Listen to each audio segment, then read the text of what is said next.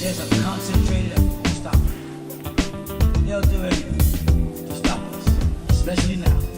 Because where is our opposition? He's been fighting for us for so long. So many schools of thoughts we've been through, yeah, to keep us strong. So tell me, what is it that you're willing to do to make our dreams come true? Yeah, make our dreams come true. Been a long time coming, but now we're here.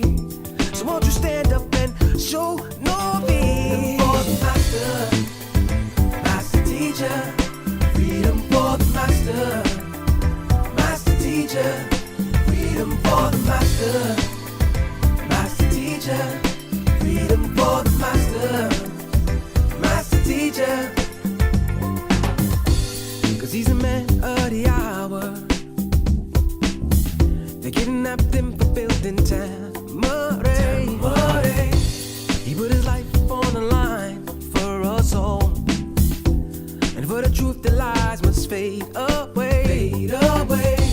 It's been a long time coming. Yes, let's be strong. For the 7 seals are breaking. It won't be long to make our dreams come true. For a life that's new. Some are called and few are chosen. How about you? For the master, master teacher.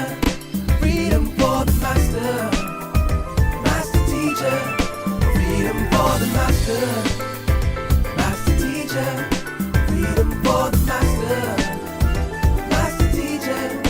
Freedom for the master, freedom, master teacher. Freedom for the master, master teacher. Freedom for the master, freedom, master teacher. Freedom for the master, freedom, master teacher. Think not that we are earthborn, so come from earth we may be, but we are life on spirit, and without knowing we can never be free. Knowledge of this was lost when we were cast into blindness. The master teacher came and broke the chains of bondage. For the master, master teacher. Freedom for the master, freedom, master teacher. Freedom for the master, freedom, master teacher. Freedom for the master, freedom, master teacher. Freedom for the master, bring it master teacher. Bring it freedom for the master, master teacher. Freedom for the master, bring it master teacher. Bring it freedom for the master, master teacher. Freedom for the master, master teacher. Freedom for the master, master teacher. Freedom for the master, master teacher. Freedom for the master, master teacher. Freedom for the master, master teacher. Freedom for the master, master teacher. Freedom for the master. They did everything in their power to take this land and make sure that what's happening right now does not go on. They tried every trick in the book. They didn't finish. They tried slander, defamation of character. They tried to lock brothers up, harass sisters on the street, stop every car coming down and make sure they did everything they could. And not one person come out and help us. Why? Because they had us marked as a cult. Oh, there's some crazy suicide cult.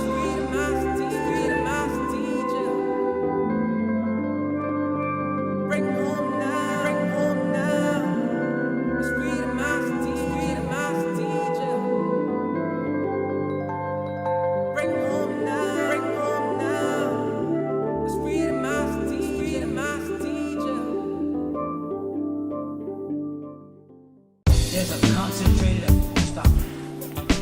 They'll do anything to stop us, especially now.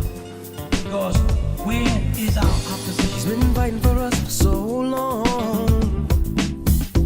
So many schools of thoughts we've been through, yeah, to keep us strong. So tell me, what is it that you're willing to do to make our dreams come true? Yeah, make our dreams come true. Been a long time coming, but now we're here. So won't you stand up and show no fear? For the master,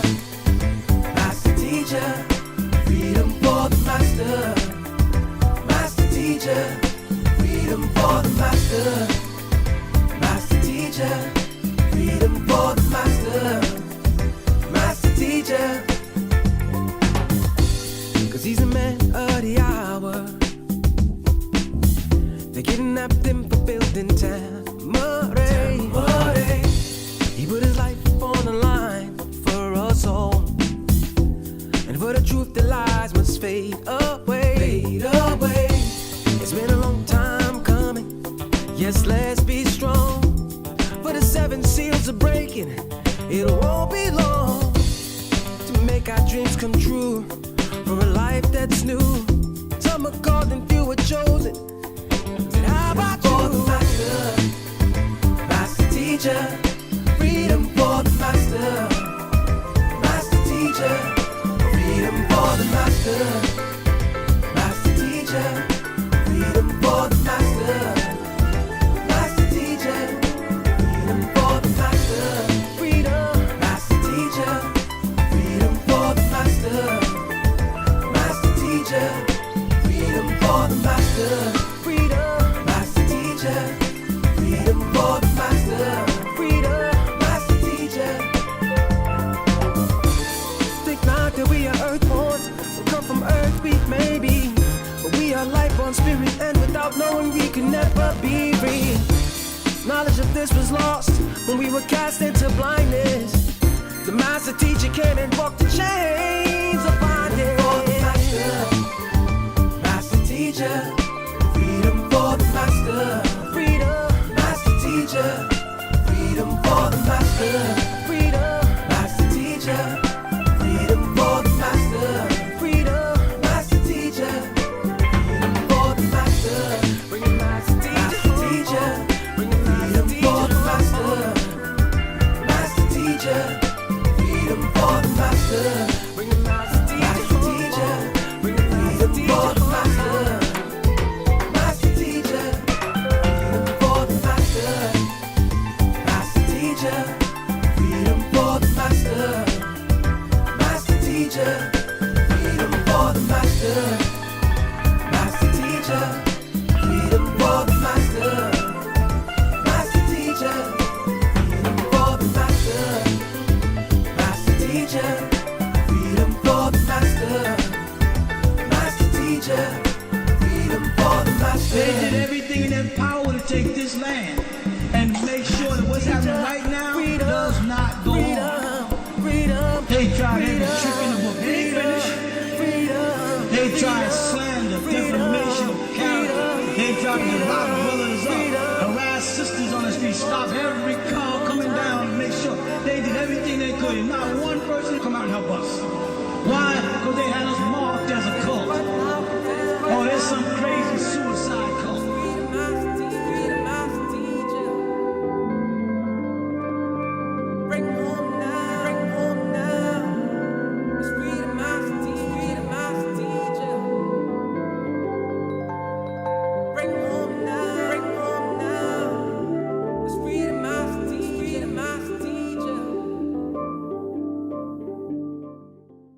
There's a concentrated effort to stop it.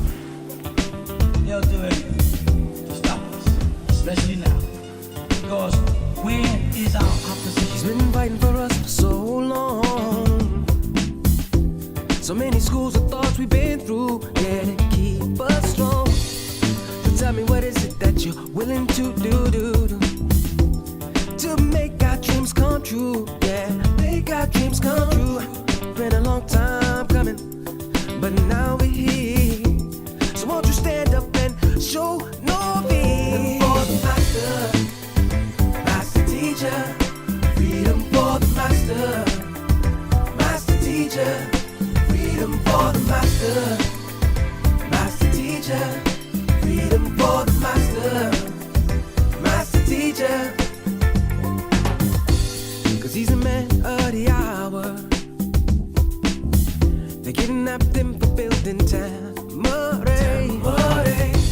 He put his life on the line for us all, and for the truth the lies must fade away. Fade away. It's been a long time coming. Yes, let's be strong. For the 7 seals are breaking. It won't be long to make our dreams come true. For a life that's new. Some are called and few are chosen. And how about you? For the master, master teacher. Freedom for the master, master teacher. teacher, freedom for the master. Master teacher, freedom for the master. Master teacher, freedom for the master. Freedom. Master teacher, freedom for the master. Master teacher, freedom for the master. Freedom. Master teacher, freedom for the master. Freedom. Master teacher. Think not that we are earthborn, we come from earth, we may be, but we are life-born spirit, and without knowing we can never be free. Knowledge of this was lost when we were cast into blindness.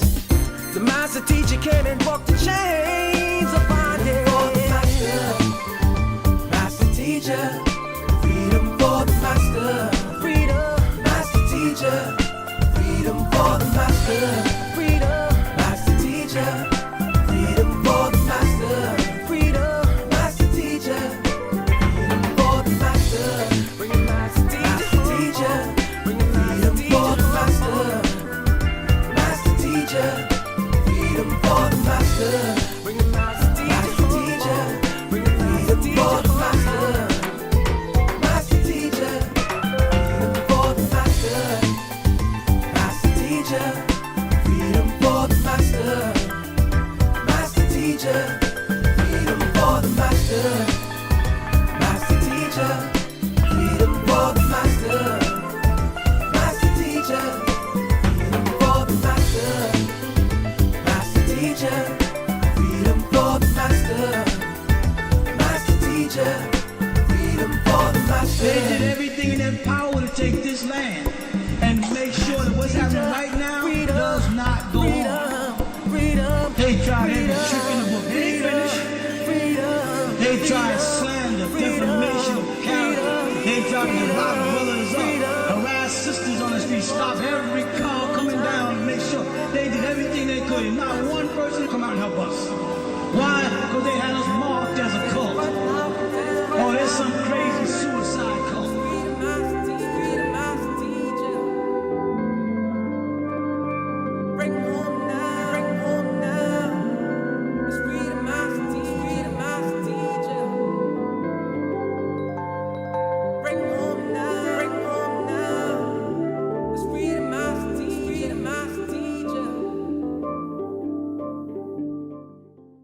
There's a concentrated effort to stop it.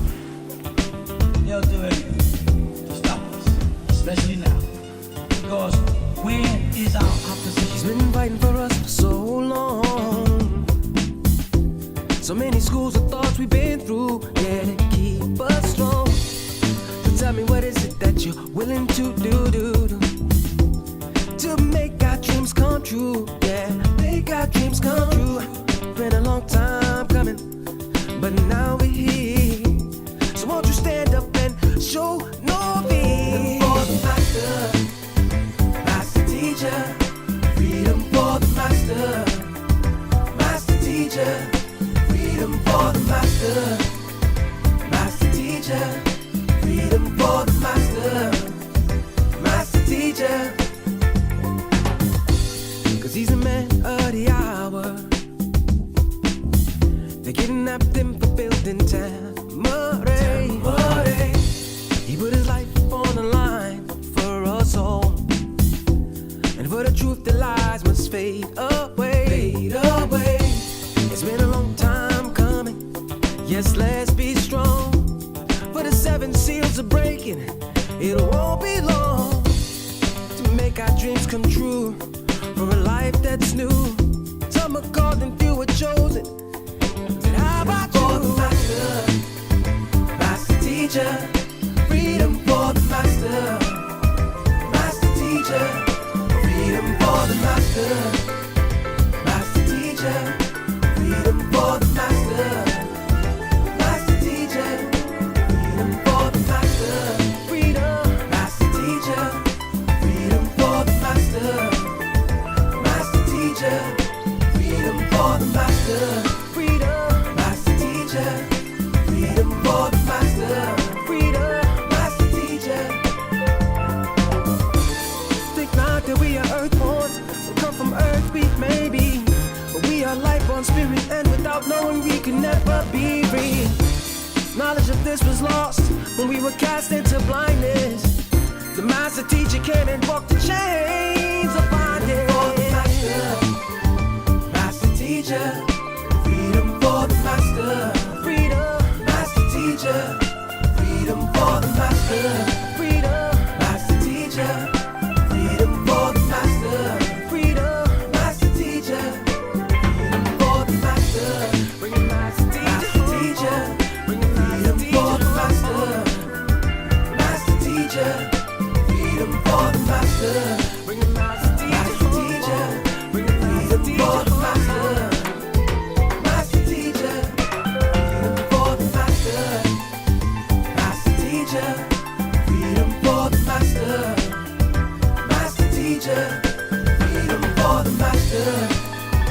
Master teacher, freedom for the master. Master teacher, freedom for the master. Master teacher, freedom for the master. Master teacher, freedom for the master. They did everything in their power to take this land and make sure that what's happening right now does not go on. They tried every trick in the book. They ain't finished. They tried slander, defamation of character. They tried to divide brothers up, harass sisters on the street, stop every car coming down and make sure they did everything they could. And not one person come out and help us. Why? Because they had us marked as a cult. Oh, there's some crazy suicide cult.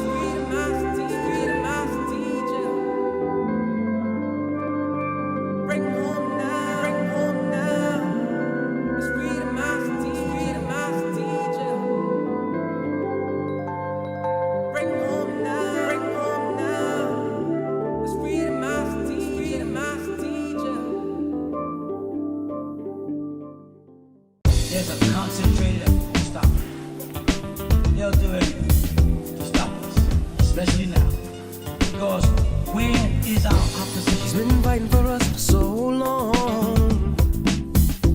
So many schools of thoughts we've been through, yeah, to keep us strong. So tell me, what is it that you're willing to do to make our dreams come true? Yeah, make our dreams come true. Been a long time coming, but now we're here. So won't you stand up and show no fear? For the master, master teacher, freedom for the master. Master teacher, freedom for the master.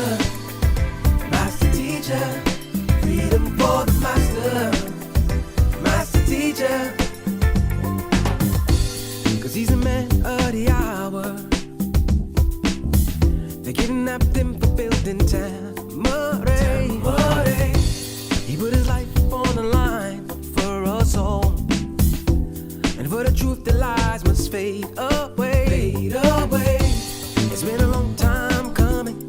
Yes, let's be strong. For the 7 seals are breaking. It won't be long to make our dreams come true. For a life that's new. Some are called and few are chosen. How about you? For the master, master teacher, freedom for the master. Master teacher, freedom for the master. Master teacher, freedom for the master. Master teacher, freedom for the master. Freedom, master teacher, freedom for the master. Master teacher, freedom for the master. Freedom, master teacher, freedom for the master. Freedom, master teacher. Think not that we are earthborn, we come from earth, we may be, but we are life on spirit, and without knowing we can never be free. Knowledge of this was lost when we were cast into blindness. The master teacher came and broke the chains of bondage. For the master, master teacher, freedom for the master. Freedom, master teacher, freedom for the master. Freedom, master teacher, freedom for the master. Freedom, master teacher, freedom for the master. Bring it, master teacher, bring it, freedom for the master. Master teacher, for the master. Bring the master teacher. Bring the master teacher for the master. Master teacher. Freedom for the master. Master teacher. Freedom for the master. Master teacher. Freedom for the master. Master teacher. Freedom for the master. Master teacher. Freedom for the master. Master teacher. Freedom for the master. Master teacher. Freedom for the master. They did everything in their power to take this land and make sure that what's happening right now does not go on. They tried every trick in the book. They ain't finished. They tried slander, defamation of character. They tried to divide brothers up, harass sisters on the street, stop every car coming down to make sure they did everything they could. And not one person come out and help us. Why? Because they had us marked as a cult. Oh, there's some crazy suicide cult.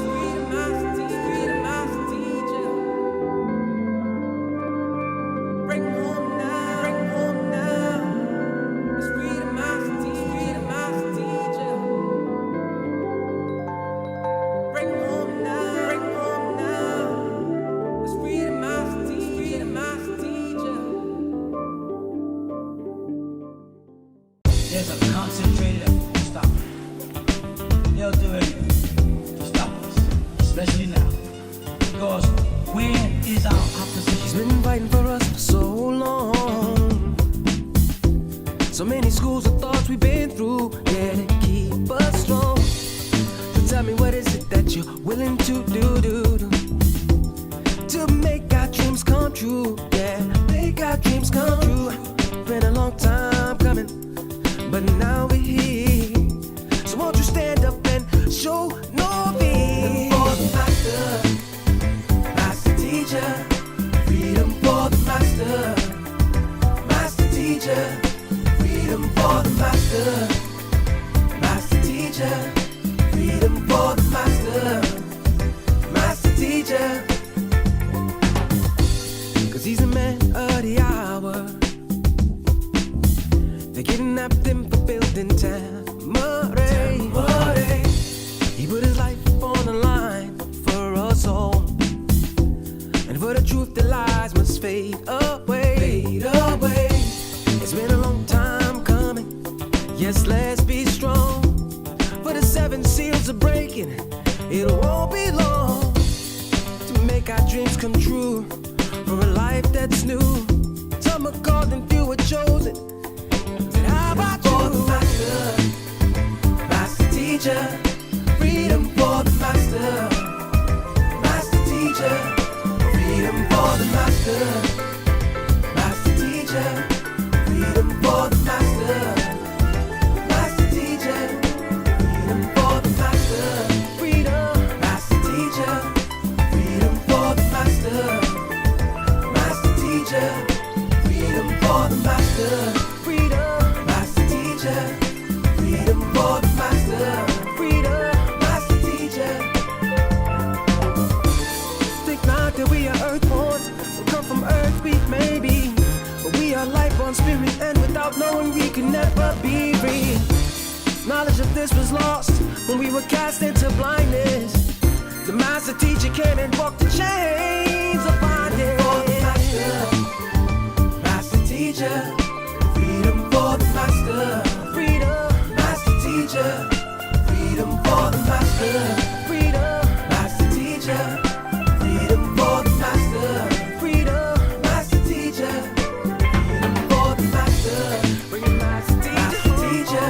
Bring it freedom for the master, master teacher. Freedom for the master, bring it master teacher. Bring it freedom for the master, master teacher. Freedom for the master. Freedom for the master, master teacher. Freedom for the master, master teacher. Freedom for the master, master teacher. Freedom for the master, master teacher. Freedom for the master, master teacher. Freedom for the master. have power to take this land and make sure that what's happening right now does not go on. They tried every trick in the book. They ain't finished. They tried slander, defamation of character. They tried to lock brothers up, harass sisters on the street, stop every car coming down, and make sure they did everything they could. And not one person come out and help us. Why? Because they had us marked as a cult. Oh, there's some crazy suicide cult.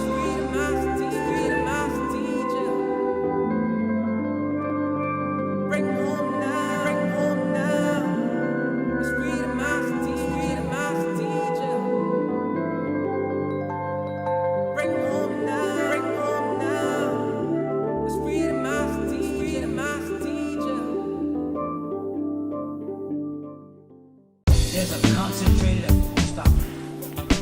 They'll do anything to stop us, especially now. Because where is our opposition? He's been fighting for us for so long. So many schools of thoughts we've been through, yeah, to keep us strong. So tell me, what is it that you're willing to do to make our dreams come true? Yeah, make our dreams come true. Been a long time coming, but now we're here. So won't you stand up and show no fear? For the master, master teacher. Freedom for the master, master teacher. Freedom for the master, master teacher. Freedom for the master, master teacher. 'Cause he's the man of the hour. They kidnapped him for building Tamarae.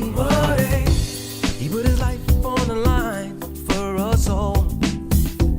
And for the truth, the lies must fade away. It's been a long time coming. Yes, let's be strong. For the 7 seals are breaking. It won't be long to make our dreams come true. For a life that's new. Some are called and few are chosen. How about you? For the master, master teacher. Freedom for the master, master teacher. Freedom for the master, master teacher. Freedom for the master, master teacher. Freedom for the master, freedom, master teacher. Freedom for the master, master teacher. Freedom for the master. Freedom for the master, freedom, master teacher. Think not that we are earthborn, we come from earth, we may be, but we are life on spirit, and without knowing we can never be free. Knowledge of this was lost when we were cast into blindness. The master teacher came and broke the chains of bondage. For the master, master teacher. Freedom for the master, freedom, master teacher. Freedom for the master, freedom, master teacher. Freedom for the master, freedom, master teacher. Freedom for the master, bring it master teacher. Bring it freedom for the master, master teacher. Freedom for the master, bring it master teacher. Bring it freedom for the master. Master teacher, freedom for the master. Master teacher, freedom for the master. Master teacher, freedom for the master. Master teacher, freedom for the master. Master teacher, freedom for the master. Master teacher, freedom for the master. Master teacher. They did everything in their power to take this land and make sure that what's happening right now does not go on. They tried every trick in the book. They ain't finished. They tried slander, defamation of character. They tried to lock brothers up, harass sisters on the street, stop every car coming down, and make sure they did everything they could. And not one person come out and help us. Why? Because they had us marked as a cult. Oh, there's some crazy suicide cult.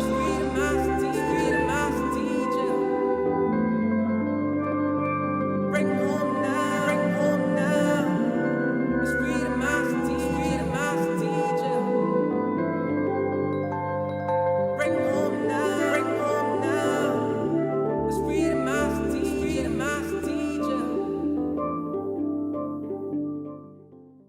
There's a concentrated effort to stop it. They'll do anything to stop us, especially now.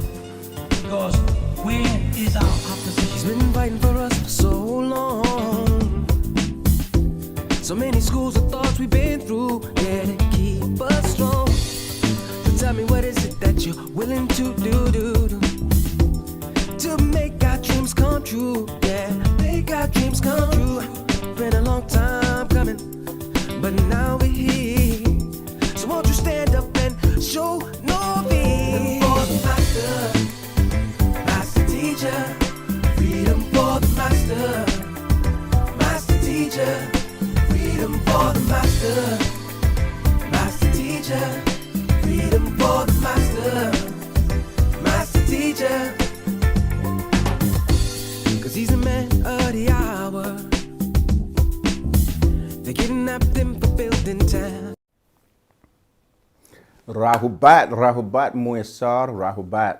Greetings, family. All right, so we're back again, as we are every week, with Ask Us Anything on OSM Vision, because our souls matter.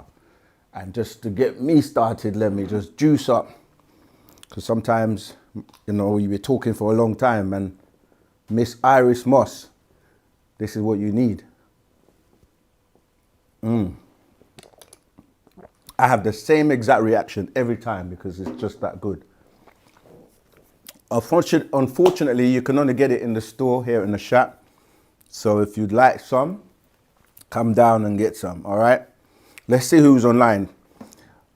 Yeah, we're on all platforms. That's why you see I have so many devices now, because we're going to be on as many platforms at the same time as possible. So we've got YouTube, of course, Facebook, Twitter, TikTok, and whatever else. But yeah, tune in. And the first thing, hit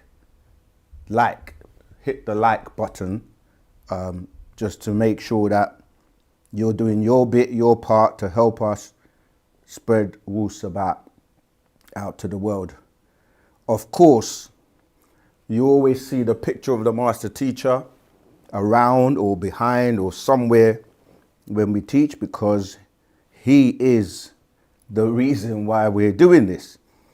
He is Partner Babyanun, in the personage of Dr. Malachi Z.K. York, all right, who has incarnated and selected by the forces of nature to come and wake up the sleeping gods and goddesses in this new cycle of 24,000 years, when everything is renewed for those beings that are ready to receive the higher information, higher mysteries, and the knowledge that you need to raise you up as you're developing your consciousness, all right? So I want to show a shook to the master teacher, Partner Babyanun.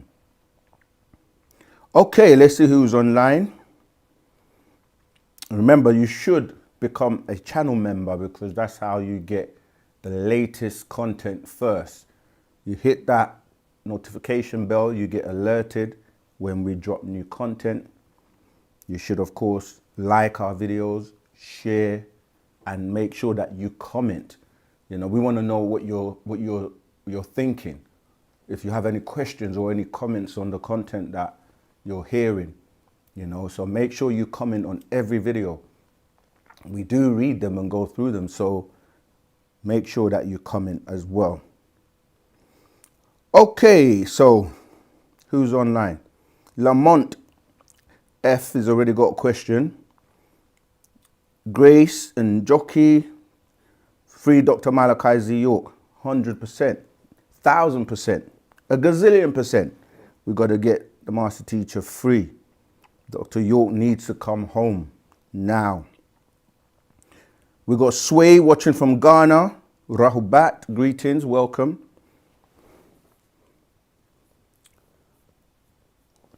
And who else? Braxton. Rahubat. Fahim Mohammed 785. Rahubat. You say we got excellent sound, yeah? Perfect. We like that. We like the feedback. We want you to hear us loud and clear. Don't worry, we're going to get to the questions. But remember, you can also call in live. Yeah, you can ring, use your WhatsApp phone because it's free. And if you're calling from outside the UK, it's +44, that's the code. And then you dial 753 996 3882. One more time. +44 is the code from outside the UK. Then it's 753 996 3882. Call in and have your question answered live. All right. Coco Brown in the house.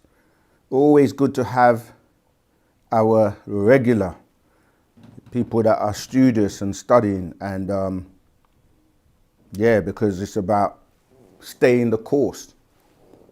You know, people start, but they drop off. You know, you got to stay the course. If you want to see change, you got to give it the time necessary to make that change. Life is a blessing, Rahubat. We got Pharaoh in the house.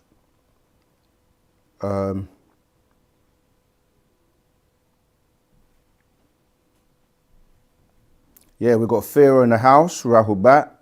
Reyes Sananda. All right, welcome everyone. We've got N for Emmanuel, Rahubat.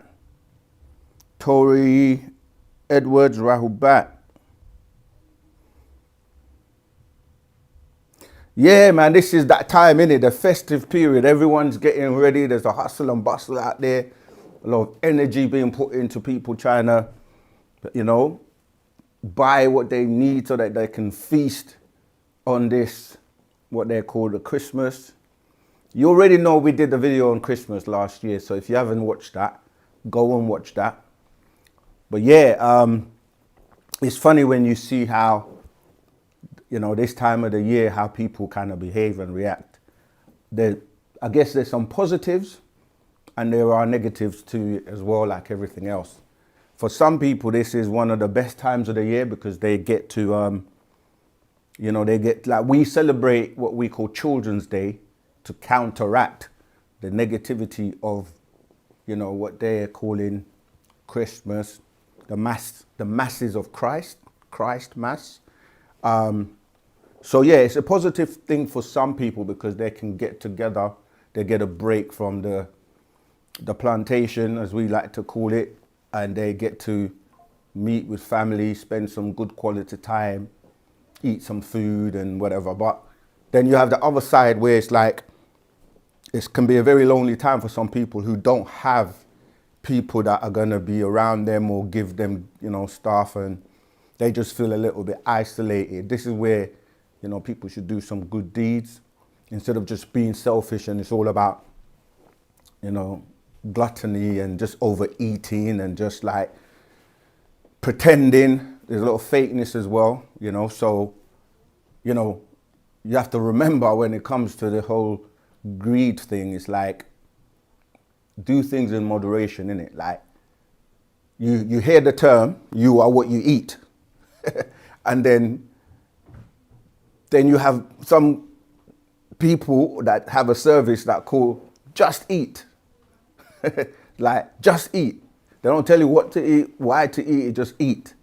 You know, you got all these services that are going to be delivering food. But the point is, don't have a whole feast and waste food just for the sake of what they call it, keeping up with the Joneses. And there are people that don't have anything.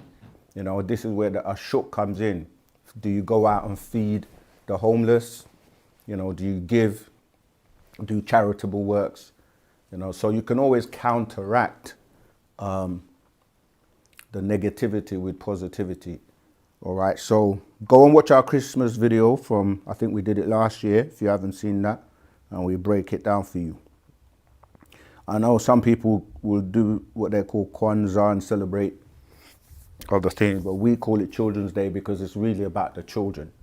Because when they're children, they still have that imagination and you want to make sure that they have a good time, but you explain it to them and you give them gifts and stuff, but we just try to bring about the positivity, all right? Okay, so first question of the day from Lamont F. Oh, Rahubat everyone on Facebook, Rahubat everyone on TikTok, Rahubat on all the platforms.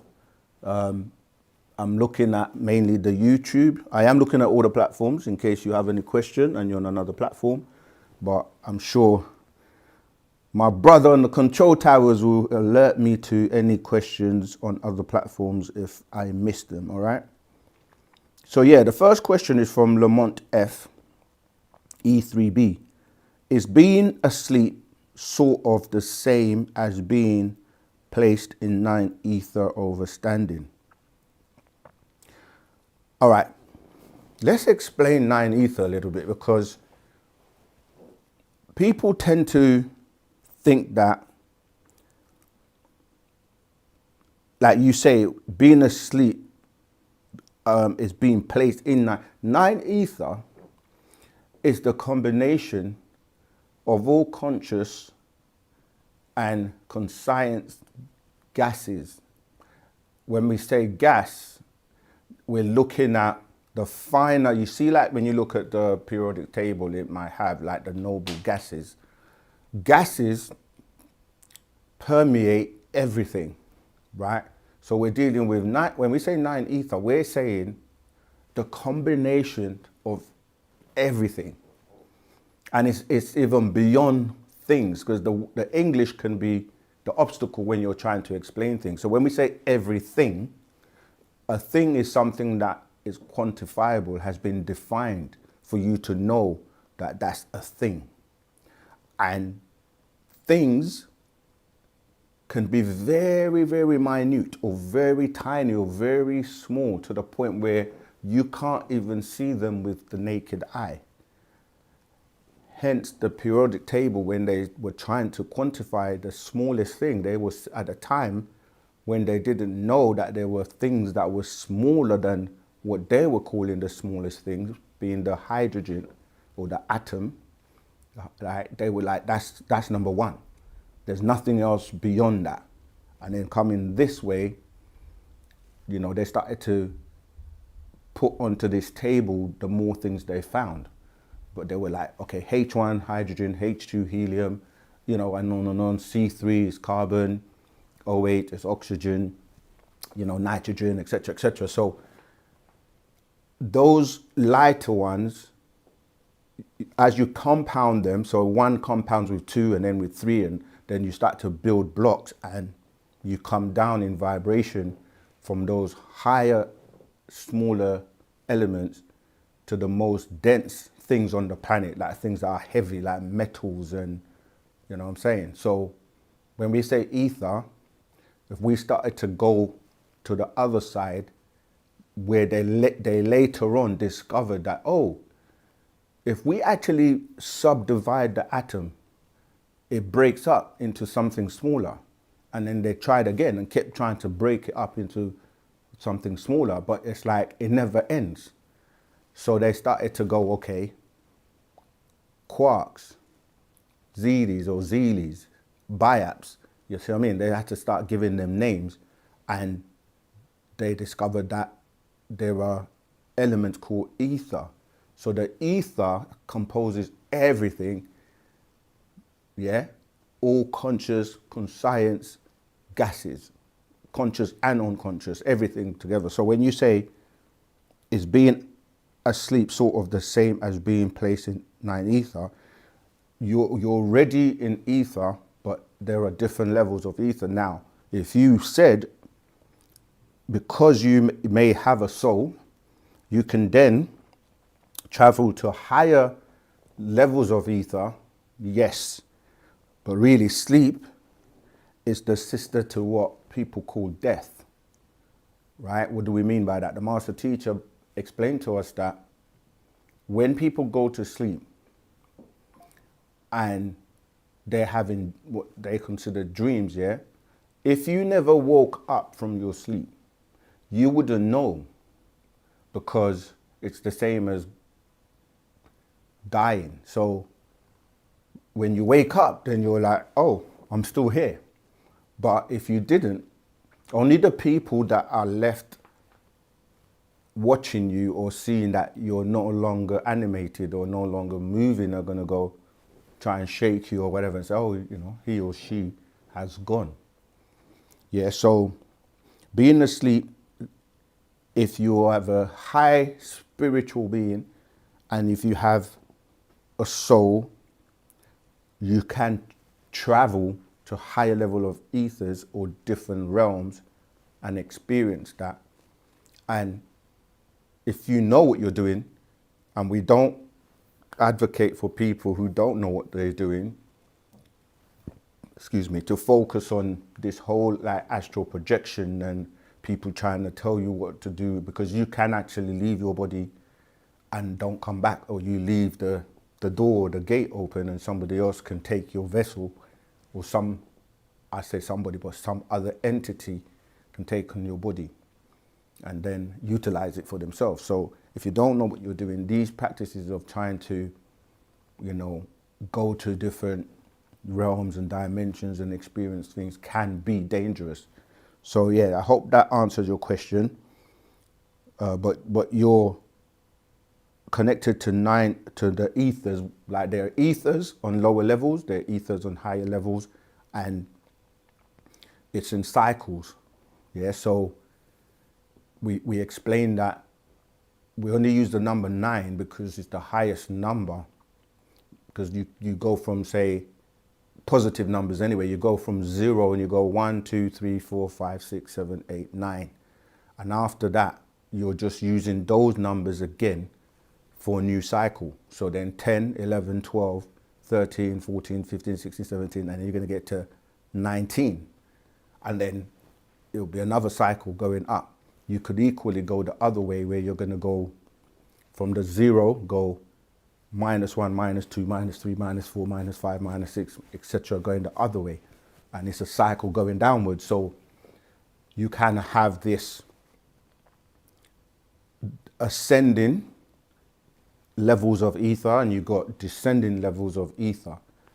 And some beings can't go past certain levels, because to go to the higher levels of vibration, you do need to have the mechanism to take you there, which is, you know, your spirit and your soul. Yeah. All right. So let's move on to the next question.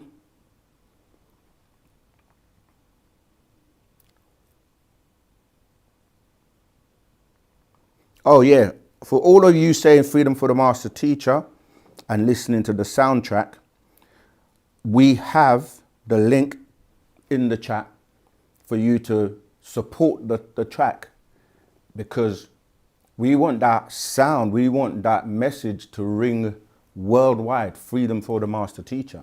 The track is by Love and Unity, and it's something you can do.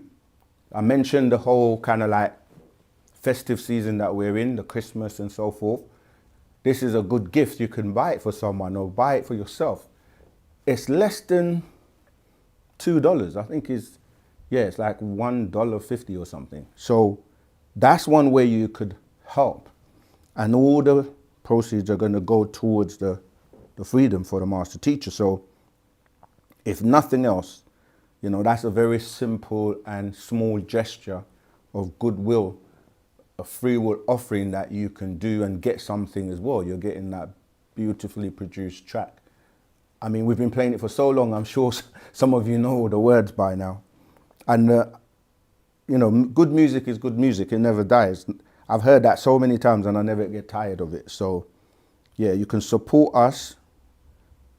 It's a download. You just go to your account once you've actually made your free will offering and download the track, and it's yours. Okay, so next question, Coco Brown, 5555. Rahubat. One day I'll have to make it to the Croydon store. I went to a few meetings in the Brixton store before they stopped having classes there many years ago. Coco Brown, I didn't know you were in the UK. For some reason, I thought you were across the waters. Well, yeah, definitely come to the store. We encourage everyone, to visit and come and fellowship with us live. All right. And I mean, we have classes definitely every week. So yeah, come down. Reconnect. All right, we got another question. Life is a blessing. 247. Rahubat Moisar. Will there ever be a period when another group of golden children are sent down to this planet? We have to focus on the now, you see, because a lot of times we have something now and we get into this, we kind of get spoiled because we have so much information. So for example, you have a lot of people that just become information junkies. You know, they're just about the next book, the next book, the next book, but they haven't mastered the ones they've got, or like haven't really digested what they've got. We've got the master teacher here right now. People will ask, like, will there ever be another master teacher? But the mission right now, and the master is here now. And now is all you really know, because the past, even though we know it's all in the same, there's no past and like future in the way that, people think, like a clock going back and forth, right? It doesn't work like that. They're all existing at the same time, simultaneously, but at different densities and different, I use the word realm a lot, okay? Or different time belts, different continuums, you see? So the current golden children, we have a part of that called the golden children, they have a job to do. And part of that job starts with them being activated by the master teacher. So I'm saying we have to focus on the events right now, because they may not be what you're calling the future, depending on the events and what we do now.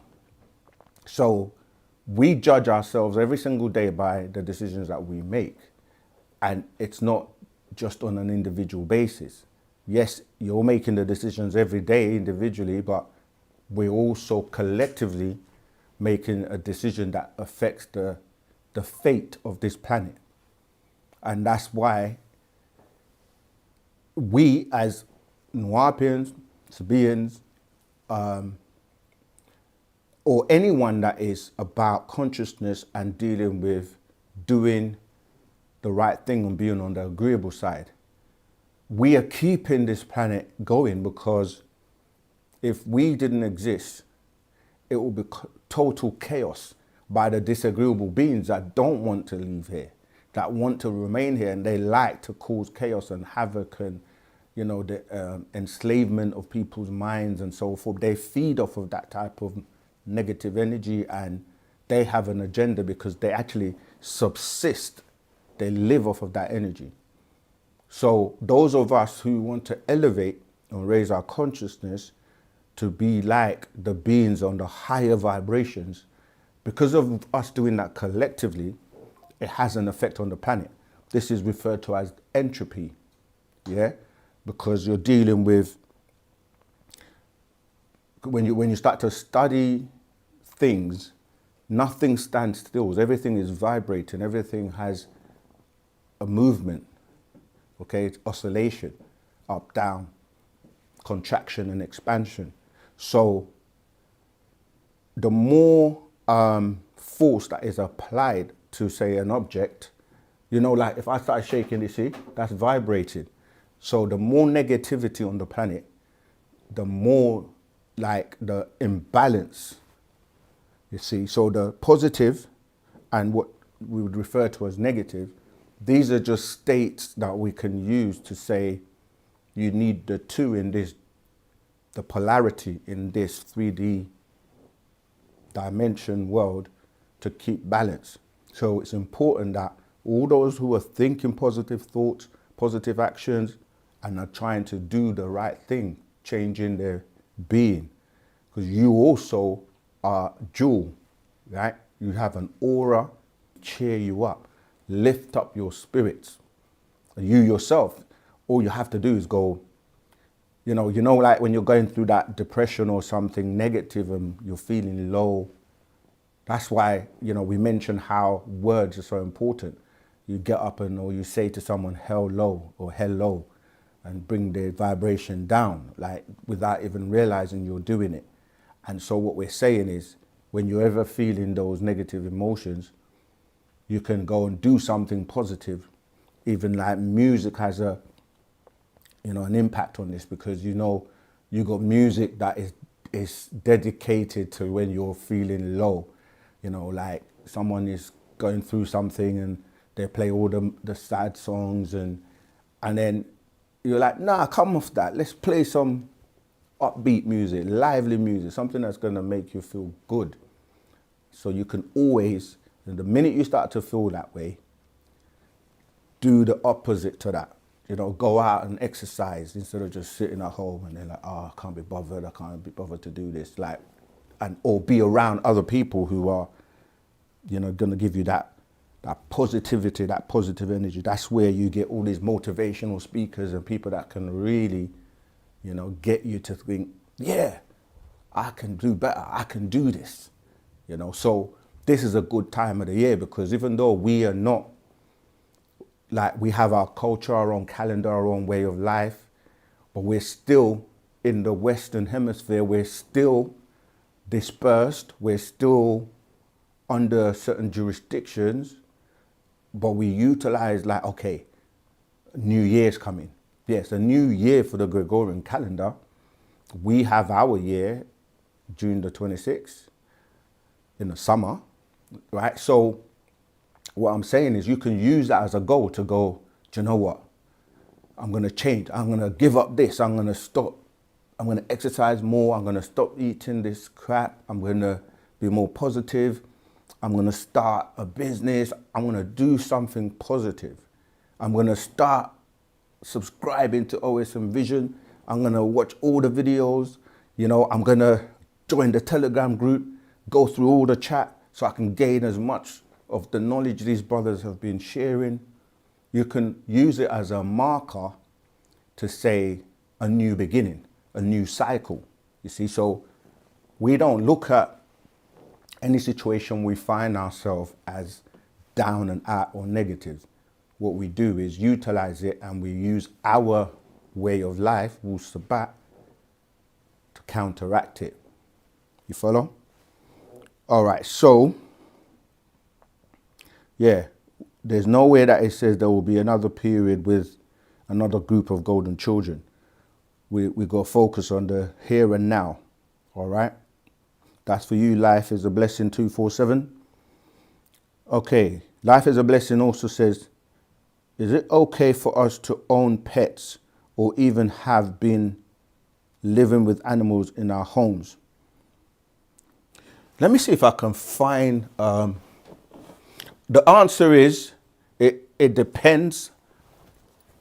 We have this scroll called the 33 Commandments of the Sabians, and it answers that question very clearly. I'm gonna see if I can find the page quickly. If I can't, I will just give you off the dome. But it's important if I can find it and just read it, because we don't keep certain pets because you can't, like when you live, especially like, or if you have pets that don't belong in the home, they have their place, and you don't want to share DNA with animals. And the longer and the more you're around animals, then you there's a risk of that. I'm gonna try and find it because the way it is written is very clear.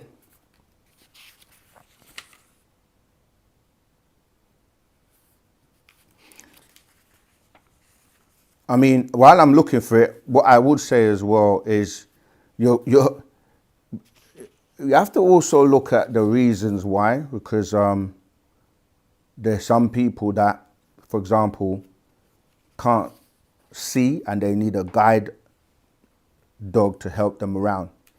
So there are legitimate reasons for animals, but you're really enslaving animals and calling them pets. You know, most of the time, people take them from their natural habitat and take them somewhere else. And like, if you think about fishes or whatever, like you create a little tank for them and enslave them in the tank, and they're not free as they would be in their natural.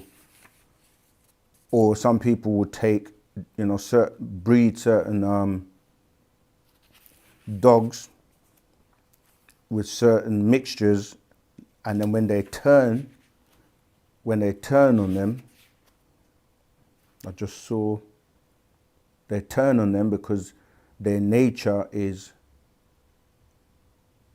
to be aggressive, and then you're surprised when they do that. When, you know, or even like taking them to a zoo, a lion, a tiger and so forth, and I know those are not exactly pets.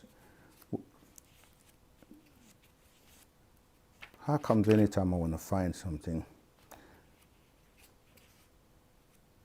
I will find it, because I think it's very good for me to read.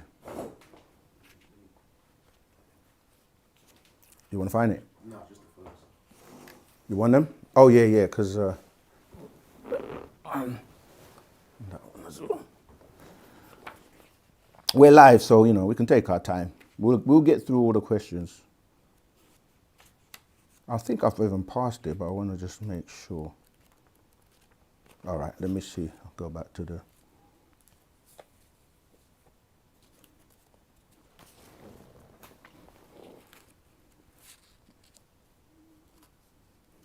I wonder if there's anyone online that any of the brothers could find it for me.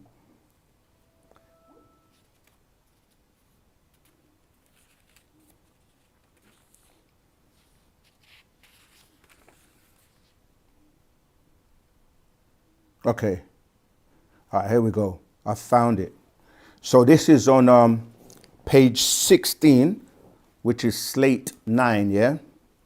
It says, 1, we do not enslave wu-nuwapu animals or call them pets as if they have no choice.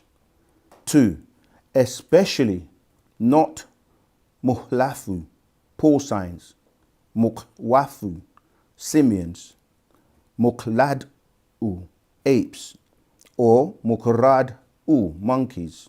3, or wu-nuwapu canines of any breed.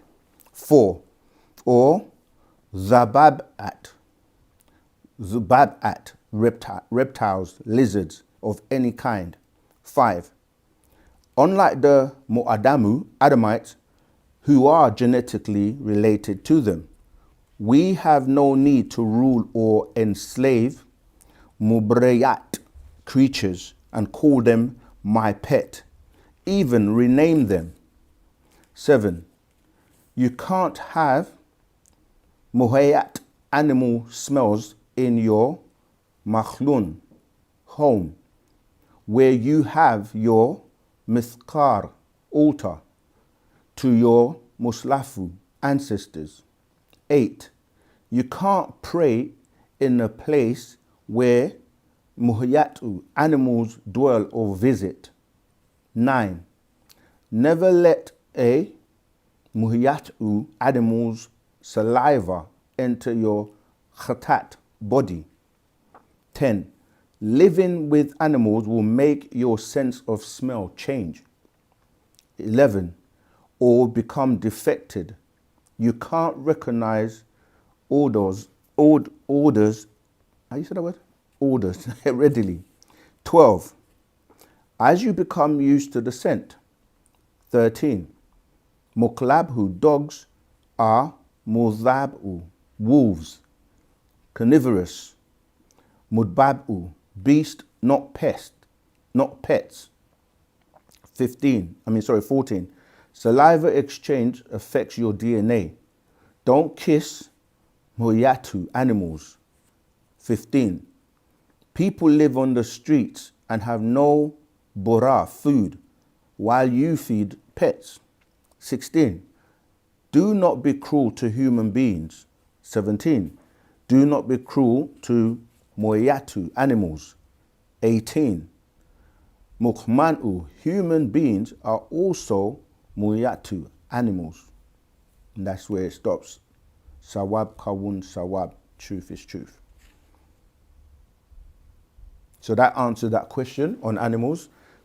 Obviously, if you want to come back with any further questions, we can. You've taken my questions away. All right, let's look on the chat. Yes, please. The sound went, but it's back. Is it? Yeah, it's back. It only went for a split second. So they didn't miss my answer.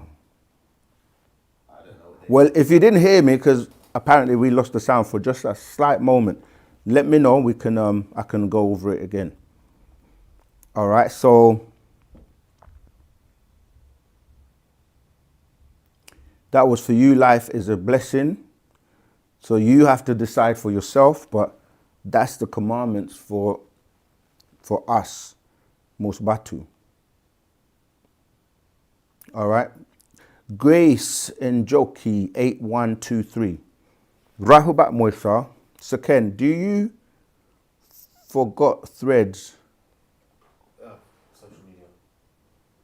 What does that mean? Threads is a social media from Meta. Oh, is it? Okay. I am there sharing Wu-Sabat. Okay. Well, thanks for letting us know. Yeah, I don't know all the social media platforms, so if we can utilize that as well. But this is the thing, like everyone can also share what we do on the other platforms. Any platform that you're a part of, share the links and let people know about Wu-Sabat. All right, next question. Okay, he's saying we forgot about threads. All right, we'll look into it, and if we can use it as well, we'll do our best. Okay, Toria Edwards, 2564. Rahubat from South Carolina. Do OSM do one-on-one sessions? Yes, we do. The email is info@osmvision.co.uk. Send an email expressing that you would like to do one-to-ones, and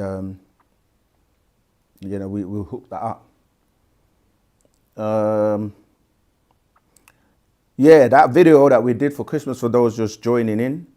Remember, you can share the video now, like it, share it, get more people on. It's called The Shocking Truth About Christmas, 3 Jesus Characters and the 3 Wise Men. The link is in the chat. Catch up. Watch all those videos we've ever put out and you will learn so much. A lot of people say to me as well, right? And as I'm sure they say to other student teachers of the master teacher, like, some people even say, so Ken, I just want to be like you. I want to be able to do. And I'm like, all right, cool, you can. Everyone can. But the thing is, you have to put in the work. You have to study. You have to read. You have to, let it live through you. Because some people will say, oh, you're just regurgitating the master's words. But the master knows that we have to be a part of the process. And when you listen to people, you'll see that when it's yours, it comes from you. So you kind of you own it as well. You become a part of Wu-Sabat. And so, different teachers are going to express things in a different way, but it's the same information, and we can all check each other. You know, sometimes people might say, oh, you're saying something different from the other teacher. Sometimes that's not the case. It's just that there's so many different ways you can go. All right, we've got a live caller. I'm going to stop and take that, come back to that. Rahubat, greetings. Caller, what's your name? Where are you calling from? Rahubat. My name is Sean. I'm calling from London. It's been a while since I've tapped in on the lives. I just have. First of all, actually, I just want to say I appreciate, love you, Saken, for spreading this information. You know, this is the information that we need in this day and time, and I honestly want to say thank you, appreciate, love. Thank you. So yeah.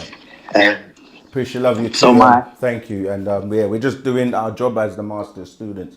Go ahead. Thank you, Zamal. Tautak. So, so my first question is, I've been reading the Sacred Wisdom of Tahuti. Yeah. And have you got the book with you? I actually have, yeah. It's one of the ones that it's one of those books that you can read over and over and over and over again. But yeah, man, I have it with me. Go ahead. Isn't that true? Like I'm just like, I've made so many highlights just trying to go over them and trying to overstand. Mm-hmm. And so there's this, I'm at a point in the book, page 190, the bottom of page 193.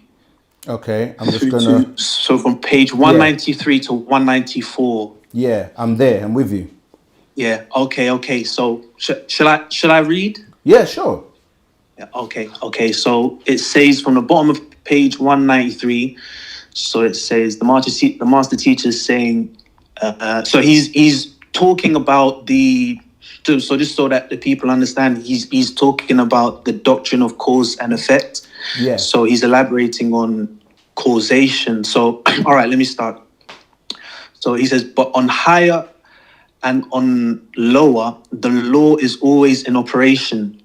The blind deity has been abolished by reason.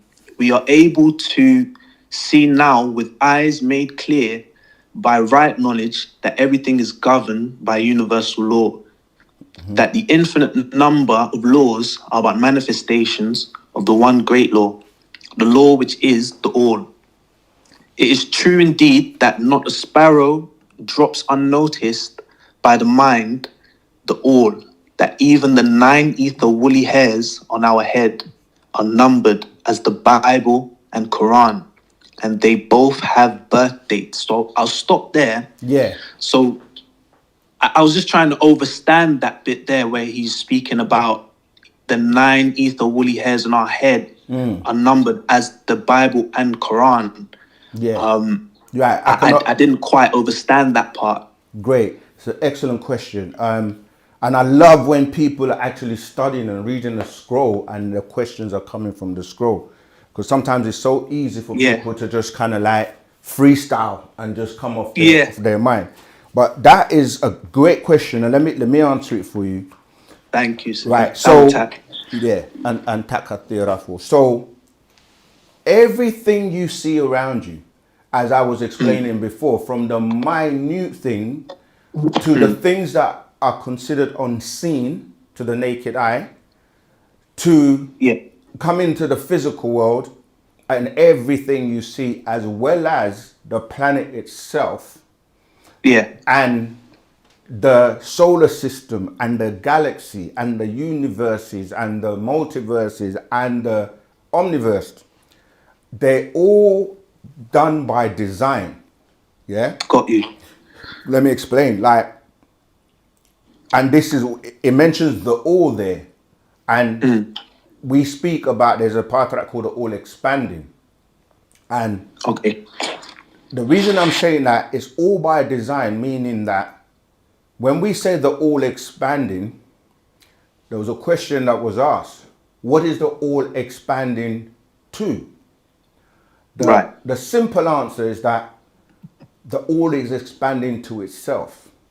That might sound crazy to someone at first, but when you read the Sacred Wisdom of Tahuti and the way it takes you, the mind, like what it takes you to, everything's by design. So we look at the planet, our planet, that we call the planet Earth, or Ptah Nun, or the many names it has. Yeah. It's in what we call, from the ninth ball, right? Because nine is very important in our doctrine and dealing with nine ether. So Yeah. the planet Earth is, if you count, depending on which direction you're counting from the sun, it's in what we call sector 3, right? And then it's in zone 6 and project 24. When we say project 24, this is tying into your question, and I will tie everything in. It's because it was designed to expand up to 24 steps. And when we say project 24, this is why the number 24 is so important.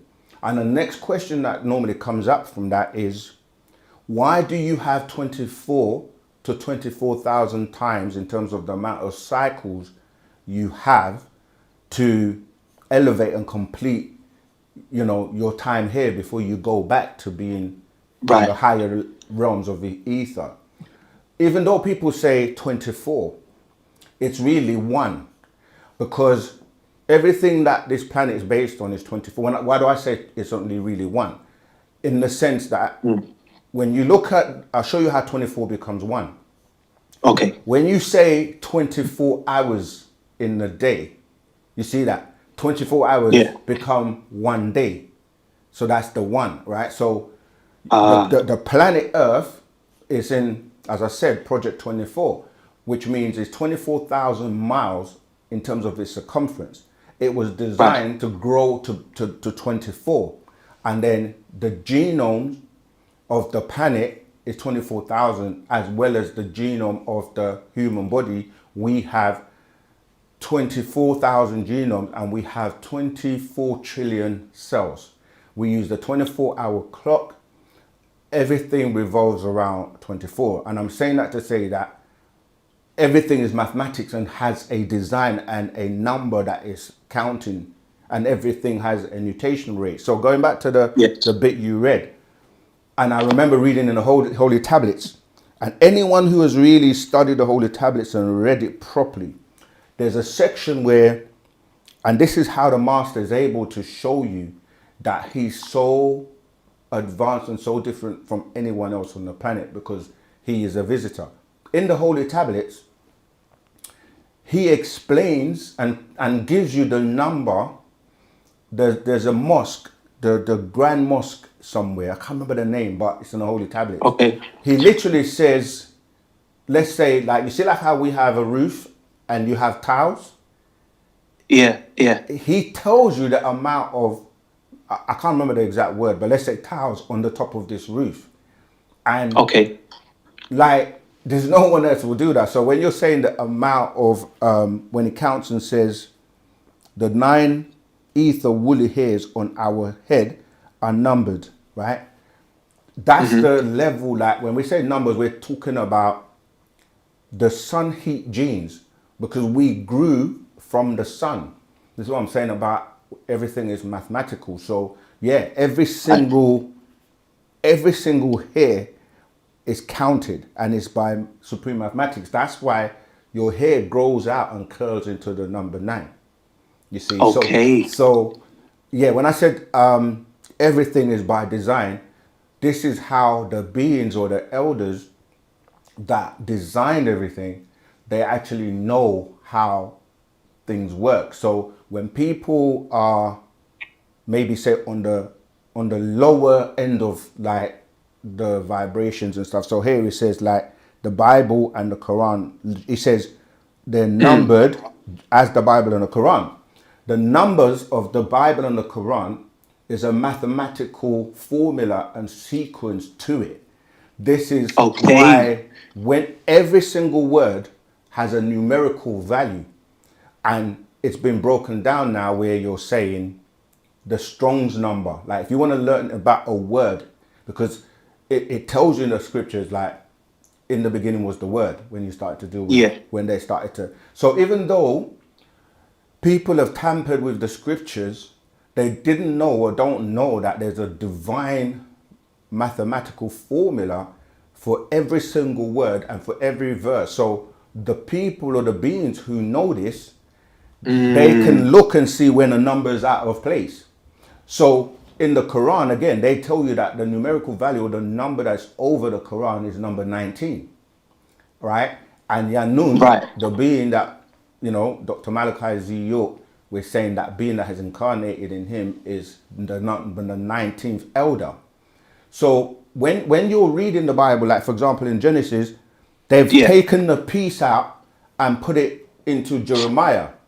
It's only someone who has that special gift to be able to decipher and see, like, oh, right, that's out of sequence. Like the Quran is in the wrong order now. Like when people say Yes. the first surah is Al-Fatiha, it's not. That's now the 96. So Right.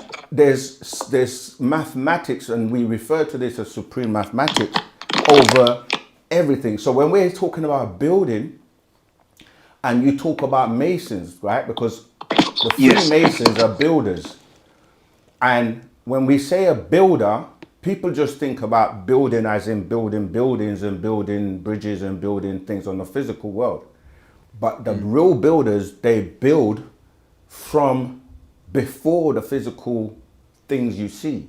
They build, they know how the formulas are put together for the atoms. And this is why in these sacred wisdoms of Tahuti, the most prolific writer on the planet, the one who gave us most of the knowledge on the planet, he's able to start to give you, the secrets, and start to expose things that can be right in front of your face. But if you don't have that divine wisdom, you're not going to be able to decipher it. And this goes all the way from like we say, the formulas of how did they get things in motion? How did they build galaxies and universes and so on and so forth? So yeah, you've asked a very, very interesting question. So yeah, it's just saying to you that that there's a numerical or a mathematical formula or numbers in everything. Does that make sense? Got you. And then I think what he went on to say after that, if I read further, was he says, "But what before them?" Right. So he's saying that there is nothing outside of law, and nothing that happens contrary to law, contrary to it. So for what I think he's saying is that, because he's on cause and effect, so I think he's saying that every effect has a cause, every cause has an effect, so nothing just occurs. That's right. That's right. So I think what he's saying is that, so when he's saying what predates it, obviously the cause or the effect, shall I say, which is religion, the Bible and Quran had a cause which was prior. So absolutely. Which would be our way, which we'd find in ancient Egypt. Or what they would refer to as in ancient Sumer, or what the Babylonians did. So would I be correct in saying that? Am I on the right track when I say this? Yeah, you're right, because if you read it, after he says that, it says, like I just explained, but what about before them? Meaning, like I was saying, like people started off talking about the lowest or the first thing being hydrogen coming to the physical world, but like before them, you're going into the ethers, right? So he's saying there's nothing outside of law, nothing that happens contrary to it. Meaning, like you say, there are universal laws and there are galactical laws. That there are laws that have already been set in motion. That, like for example, when religious people talk about the beginning, they say God created, and they go to creation. But he came along and he said, like, but creating is not the first. To create is to grow stuff. You can grow things by using things to grow. So to grow, a flower, a tree, or whatever, you need the seed. But then the seed goes to a point where what came before the seed? How did the seed come to be? What's the formula that makes that seed? So then when you go before, we say before creation is existence. Because you're reading a book that is telling you in the beginning, God created. And you're like, but if your mind is not wired up to think on a higher level, you're going to not Right. see that. How can God be there already and they're telling you, or someone's telling you a story about what he did, but they're telling you as if it's starting from that point because it says God created, but God was already there, so God already existed. He But already existed. there's Yeah. another stage before existence called pre-existence. Right. Right. And again, like, this is why the sacred wisdom of Tahuti is really one of those that it really pushes your man. mental. And like This you say, there's a book, doctrine here yeah. called the doctrine of the mental, because the mental was there pre-existence. Because Right. these beings, our ancestors that are outside of what we know as people, places, and things, they created the state called existence to then create things within that. And when the master was teaching us this type of sciences, he was like, we were going through the religious schools at the time, and we were going through the school of Islam, and he was Right. like, Allah created the state of nothingness to create things, and people was like, what? How can you create the state of nothingness? But this is where Right. we Yeah. say, when you Yeah. start to go beyond the beyond, it's the ether. That's why I started off saying that nine ether is the combination of all gases, conscious and conscience gases. And this is the level of teachings of Wu-Sabat that we have to really break down and explain to people. But let me just finish that little piece because we're already at the end. Thank And you. it's a great question. It says, but what Tell about before them? There is nothing outside of law, nothing that happens contrary to it. And yet, do not make the mistake of supposing that mortal is but a blind automaton. Far from that. The Egyptian teachings are that mortals may use law to overcome laws, and that Yes. the higher will always prevail against the lower, until at the last they have reached the stage in which they seek refuge in the law itself and laughs the phenomenal laws to scorn. Are you able to grasp the inner meaning of this? So I that's was going to ask you to elaborate on that last point because I had those highlighted as well. So thank you. Yeah. So going back to what I said about when you say the all expanding, people say all expanding Right. into what? When you start to look at everything, right? It's designed in a way that you're going to expand and expand and expand, and then you're going to contract and then rebirth and start again. So when you look at, let's say, anything you take in this duality, you look Right. like water. Water is an excellent example to use. Water, as the master explained to us, it's always going home. And people say, where is it going home to? It's going home to itself. Water, all around, wherever it is, will always return to itself. As much as we use it, as much as you can look at the oceans, you cannot contain water because it will eventually escape from that container, because it's always transforming from the physical to that liquid to what we call gas. And that's what I said about the gases. When you get to the higher level of gases, you're now getting back into ether.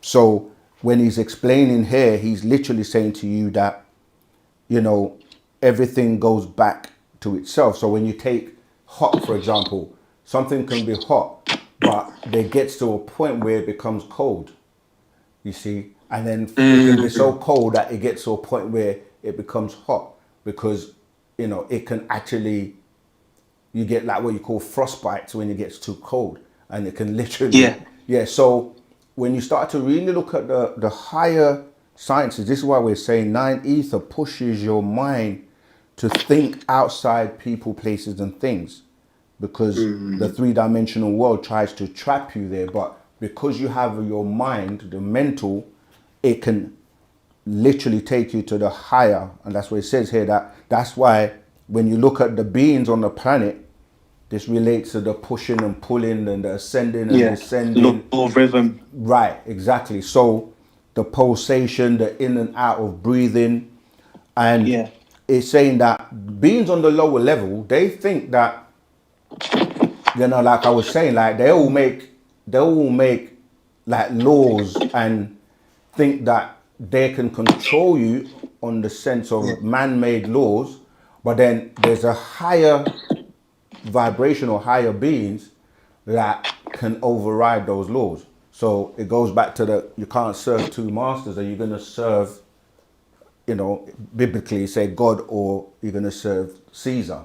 You know, so that's really what that is explaining about how you can reach the higher levels with your mind or with the mental, and and realizing that when you're dealing with the doctrine of polarity, cause and effect, meaning that you might think you're getting away with something that you've done here, but in the other counterpart, there's going to be an opposite reaction to your action, and over time it will manifest.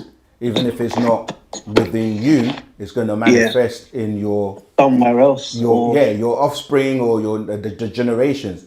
This is why I was saying that what we do collectively on the planet has an effect on the planet, but there's a ripple effect because everything is connected, and that's what we're talking about with the cause and effect. That, you know what I mean, like it would manifest. So now these Adamites that were doing all this chaos on the planet, when they were given 6,000 years to really like reform, the elders tried everything to reform them and change them, but they still were not able to. So there was this time set that after 6,000 years, they're gonna become extinct and dissipate. And nature take its course. Yeah, because the cause of all the things they've done over the 6,000 years is now catching up, where now the opposite equal reaction has to take place.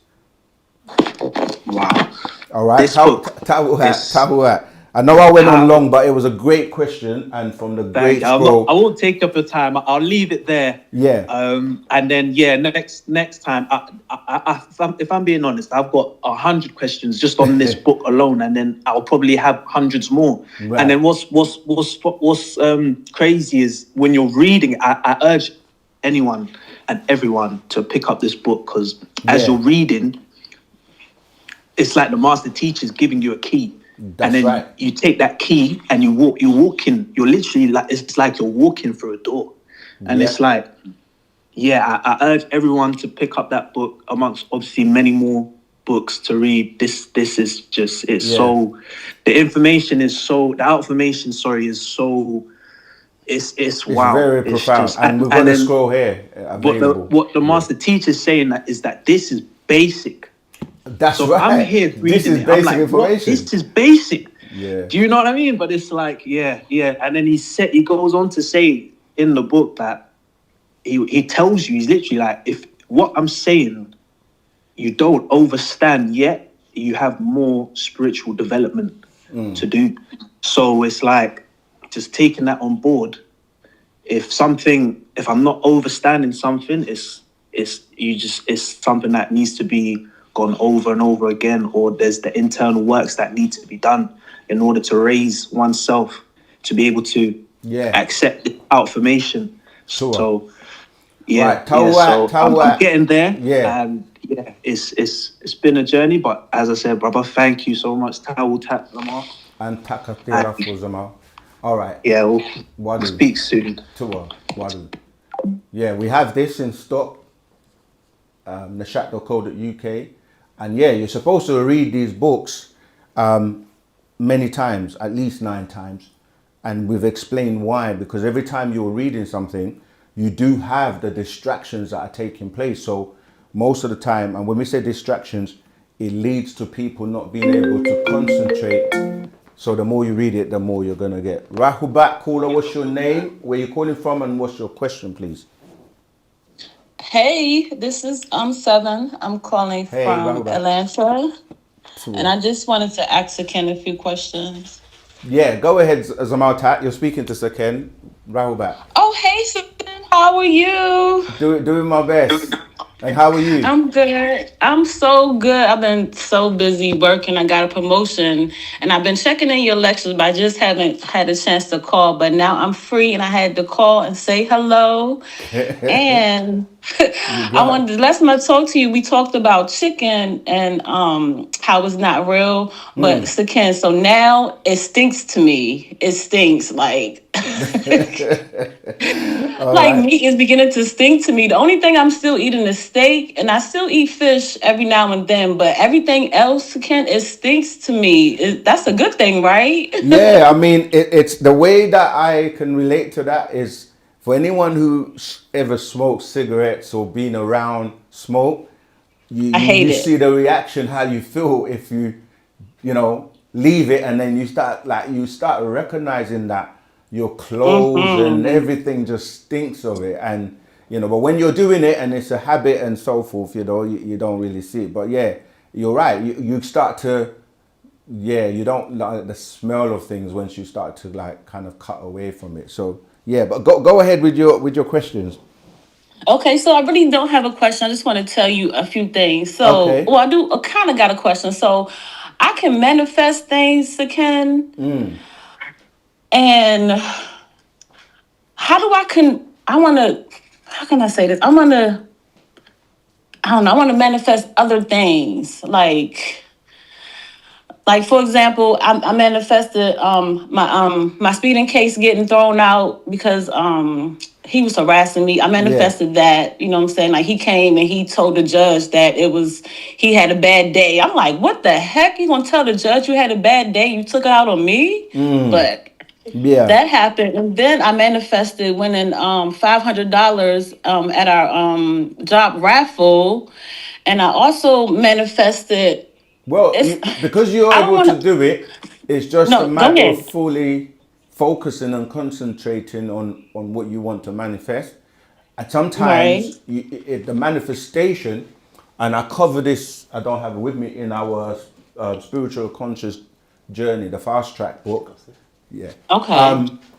What happens is sometimes manifestation it's not just based on what you want. This is what we were just talking about with the last caller when we're dealing with the mental, right? Okay. It's Mhm. about what you're trying to manifest has to align with, like for example, your intentions. It has to align with, is it a selfish, I'm not saying yours is, I'm just giving you like the kind of the science behind it, that if it's something that is going to benefit others, this is why your intentions and the things that you do really have to align so that it will then come about. You will then manifest it. So thank you. So yes, let me see if I can actually. Yeah, here you go. I'm gonna read this. It's on Okay. page 102 of I'll read some of it, but it starts on page 102. Okay. Manifestation is the power to bring your thoughts from the unseen to the seen. Every thought has weight, shape, color, form, quality, and power. There are two polarities or forces within the body as manifestation of positive masculine and negative feminine with the utilization of the third eye or your pineal gland. As you Mm. pray or chant, you activate a vibration in your pineal gland. Your mind will drift from place to place, from thing to thing, needs, sex, lust, and unstable thoughts. This means Mhm. that others are on your line. It's not easy when your mind and subconscious mind have been compromised whilst awake or when you are asleep. Your present reality is the materialization of thought forms of divine mind and non-physical entities. Nothing would exist if you did not exist. All things come into existence with you. So you Mm. are the supreme being in your own universe that affects your body, your reality. You are the all in all. When you stop growing, that's your limitational being. But when you are thinking, that's unlimited. How far can one imagine? It's all about how clearly you can see it in your mind's eye. Your mind is the gateway to bring things from higher abodes or realms to the physical material world. After all, things on the material plane are merely composed of atoms held together at various densities, much like an architect. You think of something, an object, perhaps a house, then go about drawing it, planning it, etc. The final physical house is then built from the blueprints or the architectural drawings.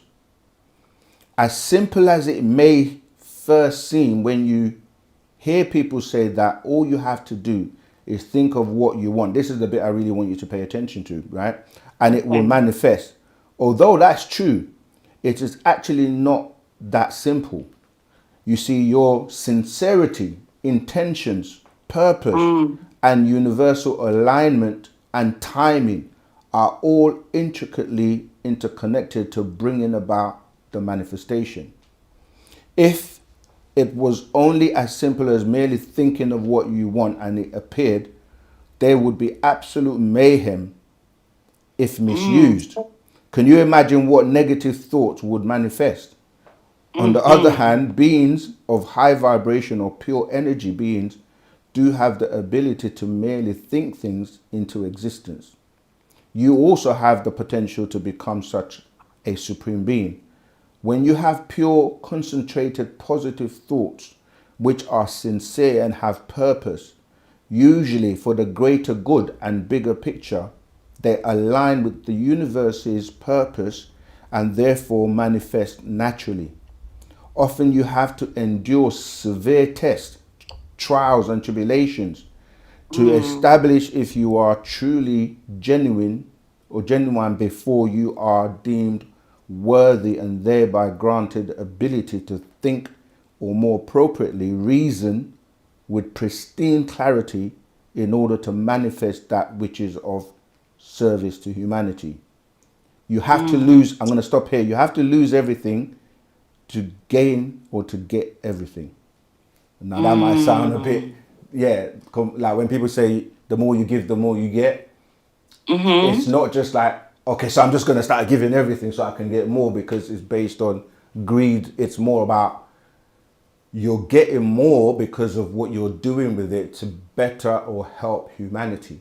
So that's why you would be, people like to use the word like and blessed or whatever. But yeah, that's manifestation is like meditation.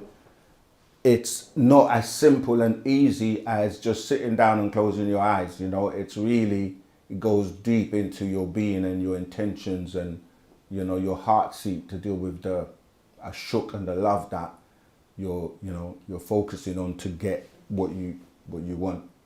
I hope that helps. No, that helped a lot, Ken. That really helped.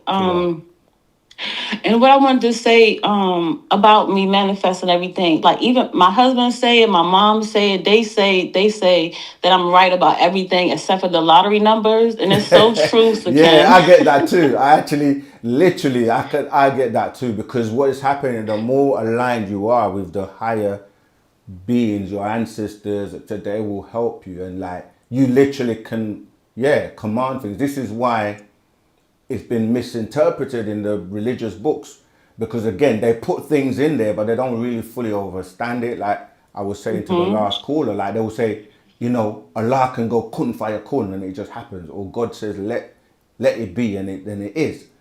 But that's really going back to our ancient ancestors, who are really so advanced elemental beings that they're able to do that. When we talk about, Hikar, Siya, and, what I'm saying, like these beings are entities on a very high vibrational, because the mind is that power that allows you to bring things into existence. So it is possible, but it's not, it's like not just for everyone. You have to really be, one of those beings, and that's how you get endowed with certain gifts and you're able to, help humanity. And Hapana Babyanun, he's been endowed with that 720 degrees because he in order to be chosen, in order to be in that position, it comes with great responsibility.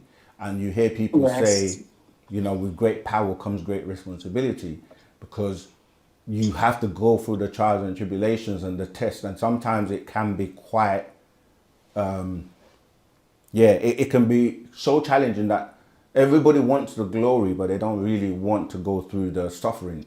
As you know, the powers that, like the thing, like I said in that, when I said you lose everything to gain everything. Some people find that hard to even comprehend. Like, but you will find those people who, like, they will tell you when they're successful how they, you know, manifested millions of dollars or pounds or houses or a lot of material wealth.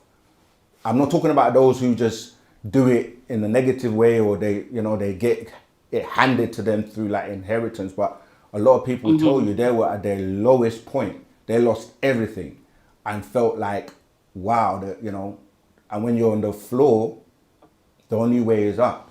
So, you know, when you're really destitute and you're stripped off of everything, the reason you're then able to manifest things is because you realize all that material stuff is not what's important. You start going deep into your being, into yourself. You have to dig deep into, like, you just have time now to really contemplate and think about, you know, like what life is really about, what it means, and what you want to do. And you'll find that people will tell you, before I became successful, you know, I was homeless, I was living on the street. You know, they just go on and they give you, and they say you wouldn't believe how I got myself out of that to be where I am today. And this is the process. It's like when you start really thinking about, it's like when you fast, right? Fasting is something that, yes, it has the health benefits and you do it to cleanse yourself and so forth. But one of the things it teaches you is humility, and it teaches you to realize that, look, this is how it feels to someone who doesn't have food to eat and may not be able to eat, let's say, for a week, but you just take it for granted because you can eat every day. So when you are that hungry during the fasting, you realize, wow, like, you know, I've got to help people in that particular situation, which ties into what I was saying about this whole Christmas period, that a lot of the time there's a lot of greed and, you know, gluttony, where people just overeat and then waste so much food. And you know, most, if I were chickens and turkeys, I will migrate and go somewhere else before this period, because, you know, a lot of animals get, you know, they get unalive for this period, and a lot of it does get wasted, and so we have to be a bit more mindful. You know what I'm saying? But yeah, I think I've answered that question for you. If not, Yes, you let me know. have. Yes, thank you so much, You're so much. welcome. And one more question, Sakim. Sure. This is also on the lines of me being right about things. So Yeah. without going into the whole situation of what happened to me, but there's one person in my life, and they always around for when I'm right about things and everything. So a Yeah. situation happened, and with them, and I'm asking them, you know, the truth about the situation, and they told me that what I was thinking was wrong. Yeah. But I don't know how to feel about that, because if you're there with me when I'm right about everything, and you know that I'm right about everything, like I just didn't know how to feel about that. I still don't. I got it out of my mind, because my mother told me, like, you know, stop thinking about it or I'll drive myself crazy. But Yeah, no, the thing is, that's an excellent question to end on. This is, that really relates again to, say, to like the master teacher, right? People know that he writes all these books and he knows everything, and he's a galactical being, and he's traveled back and forth in what we call time and so forth. But they will stand in front of him or think like to tell him a lie, or to be like, don't you think that he's gonna know? Or like, do you yes, know what I mean? right? So it's like people want like the ability to be able to have higher powers, for example. Like, let's say they want to be able to read people's minds, telepathy. And we say it's not about having the power, but can you control it? Because if you can't, like you say, it's going to drive you crazy in the sense of you're going to hear everybody's voices and it's just going to be so much noise. But to be a real master is the ability to turn every noise off and tune into a particular frequency or channel of the person that you want to telepathically communicate with or to listen to their thoughts. You see what I'm saying? So Yes. what I'm saying is growth, right? When you have these abilities, people don't realize like people are on different levels. The more you study Wu-Sabat, the more you practice, the more your ancestors start to work with you, the more things align with natural ether to help you if you're thinking and it's sincere coming from your heart seat, which is shook with divine love.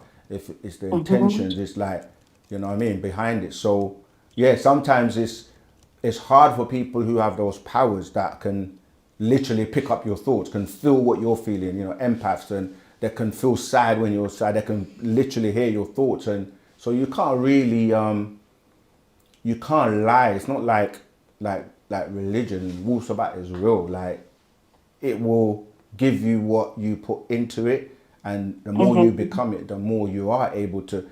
When we talk about these higher senses like telepathy, clairvoyance, and psychometry and intuition, you do start to get aligned with these things, and then you start to be able to do things that others are like, how are you able to do this? How do you know? How come you're always right? And then you have two reactions.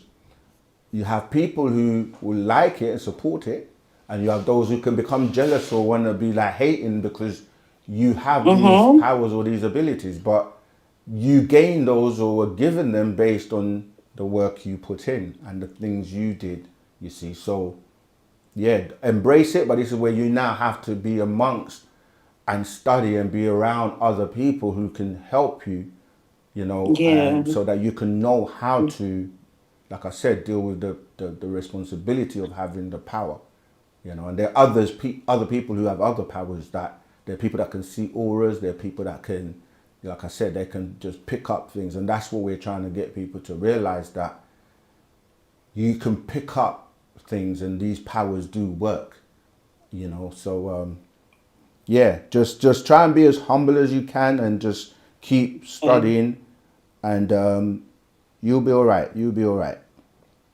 Okay. So with all that being said, so can recommend me 2 books so I can purchase, so I can tap in more. Have you already got the mind and your potential? No, no. I can Okay, definitely get that. yeah, Okay. those two are great. I was gonna mention the Sacred Wisdom of Tahuti, but I think that is a little bit more. Yeah, you have to be kind of a bit more ready for that one in terms of mentally. But yeah, those two I would recommend: the mind, your potential, and then there are so many more we can recommend. So, are you in our Telegram group? I am. I am.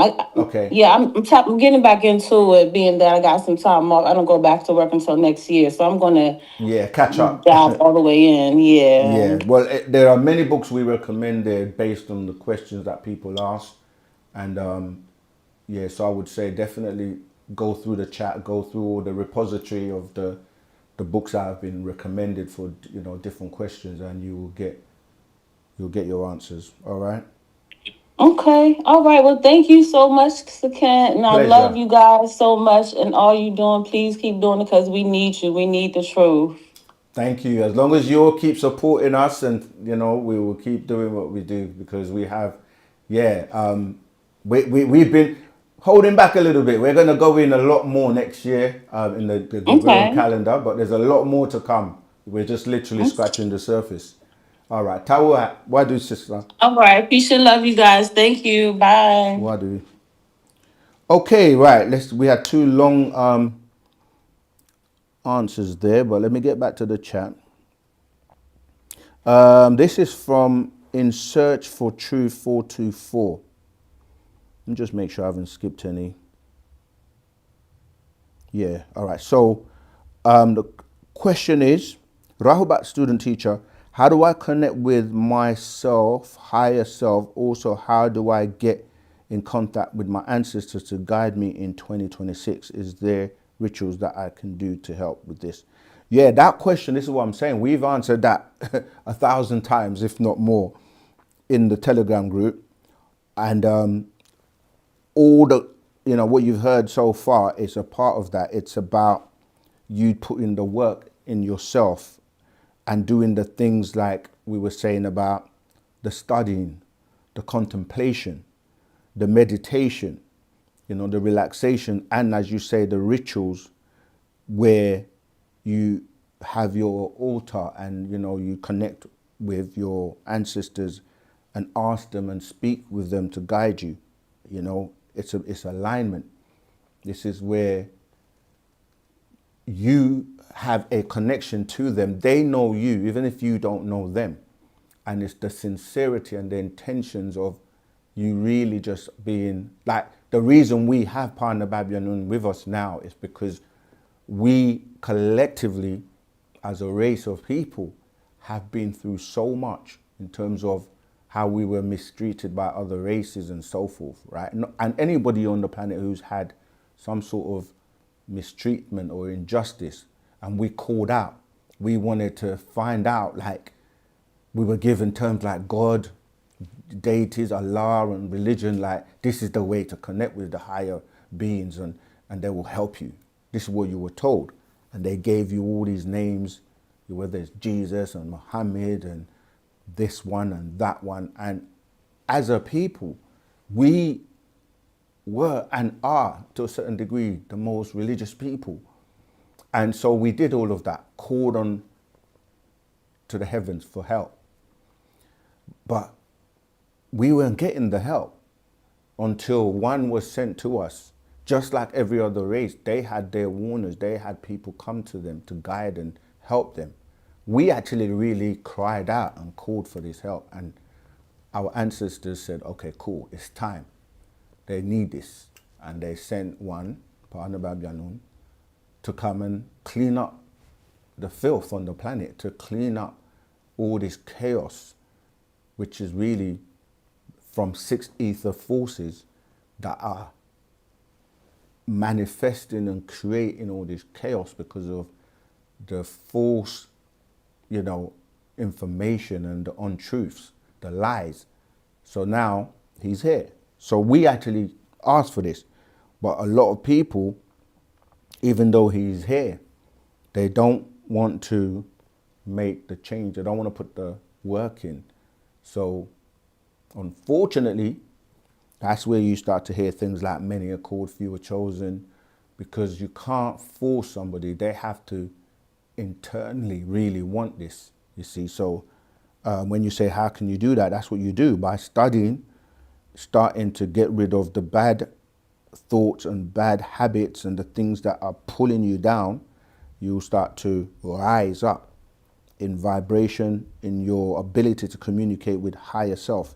Your higher self, that's what we're called. You have an oversoul, and that's dealing with your higher self. So you can start to silence the noise by silencing the mind and the distractions. So you can put in those practices, and then we have the ritual, as I said, to communicate with your ancestors. And that's why I was saying that you said in 2026. Yes, there are rituals to help you. And 2026 is just a marker.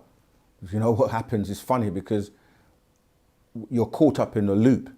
And the 6 ether forces, they want you to be caught up in the loop because that means you never move forward.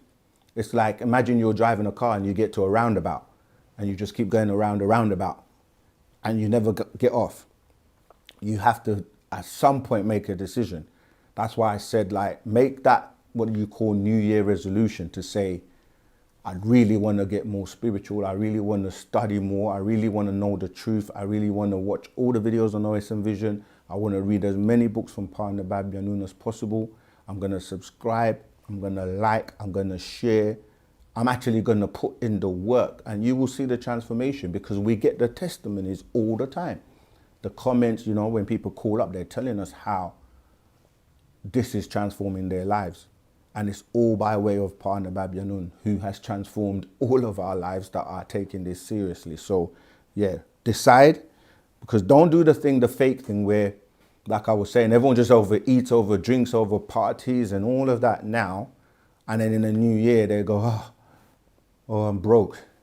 Now I want to go to the gym and then pay gym membership. And then they don't keep up with it because they drop out after the first month.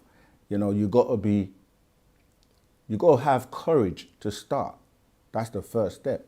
Every journey begins with the first step, right? So that's the courage. Then you have to be committed. You have to be committed to what you want to do. If you want to be whatever you want to be, this is manifestation. You know, visualize it, plan it out, meditate, and work towards getting that. And that's collectively as well as individually. So I hope that helps you in search for truth. Next question, Reye Sananda. Okay. Is a hermaphrodite still classed a woman because of the carrying extra chromosome?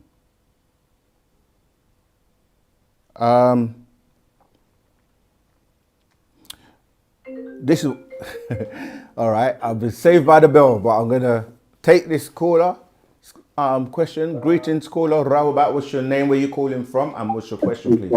A woman. Wu-Sabat. Wu-Sabat. Dre from the state, South Carolina. How you doing, Wu-Sabat? Everything's good. I had two questions. One question I had, it's about the pyramids in Giza, which is back in the day known as Kemet. In the place under the pyramids, there was a spot called the Hall of Amenti. Yeah. In that hall, did they have the actual, you could see the stone chambers? Were those stone chambers that they had down there actually used as like rejuvenation chambers for people to actually go into, put their bodies into and get it restored? Yes, they did. And there are many secrets to the pyramids, and some have to be kept sacred because people obviously are trying to find out, the sacred or secrets that are only secreted to those worthy to know. But yes, this is what, when we say, right, when we say words like we are gods or we are those beings that everyone was looking to and calling gods, we have the ability, or our ancestors, and we're regaining or learning that knowledge, we used to could regrow limbs. So when you see like the fact that when you cut yourself, the fact that you're able to knit your skin and repair yourself, people call it like keloiding or whatever. That was because we had the ability to regrow limbs and to regrow organs and so forth. But there were actual rituals and things that were done. There's certain things like even the Temple of Hathor. It's a mystical place, but yeah, it did have all these rituals that we were able to use. You can find a lot of the writings in the real holy. The reason why I was asking that though is because when they would go in there to rejuvenate their bodies, would they transfer like their soul conscious essence into another avatar body to use while the old one was being rejuvenated? See, that part about what another body would know, I don't fully have that information, but the thing is that if you apply 9 reasoning to it, we are able to leave our bodies and go back to them. And these are those rituals. Even when you look at like the opening of the mouth ceremony and things like that, that is being able to transport your being. When we start going into technology now, because a lot of today's technology is trying to mimic what we did and dealing with things in the metaphysical. So when you look at like things that are being done now, they're talking about being able to transport your consciousness into different bodies. And I mentioned a series on Netflix called Altered Carbon, that goes into this. But yes, there are many things that we are able to do because we are actually multi-dimensional beings, and we have a lot of secrets and knowledge that has to be given to you, because if you read the Black Book, for example, it explains that the Riskians have evolved to a point where they can let me see if I can find it. They can literally change their DNA. They have the ability. Let me see if I can find it quickly. Yeah, so yeah, we have many abilities. It's just we've forgotten, and we're not.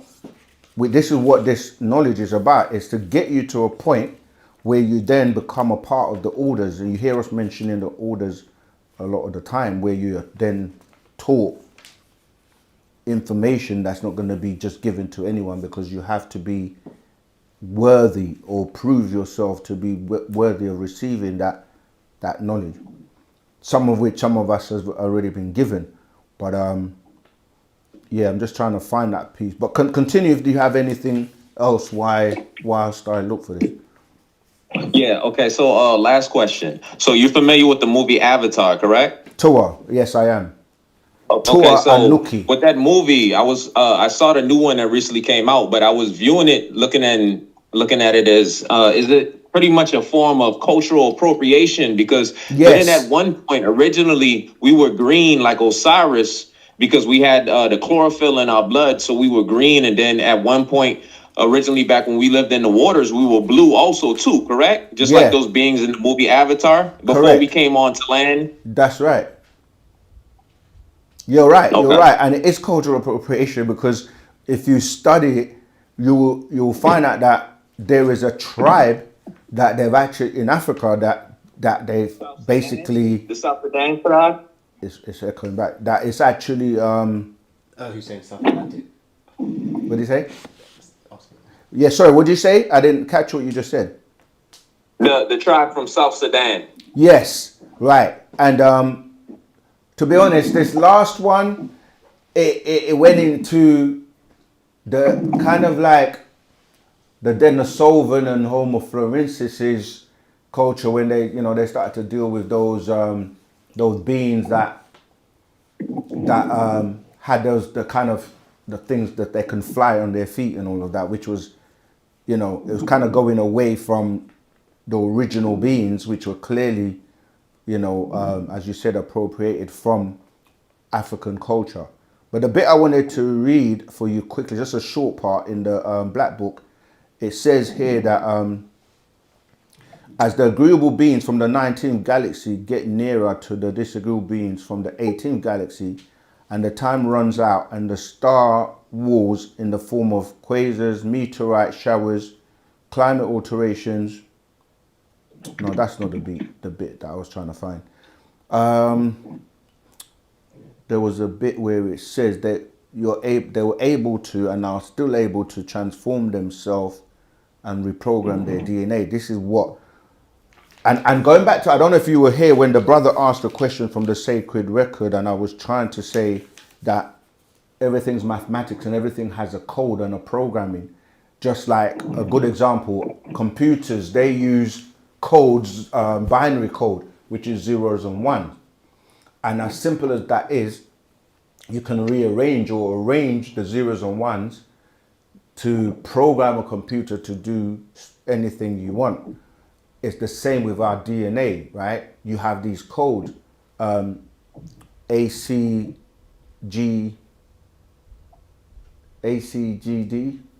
TT, right? Those can be rearranged or arranged in different ways to bring about an outcome.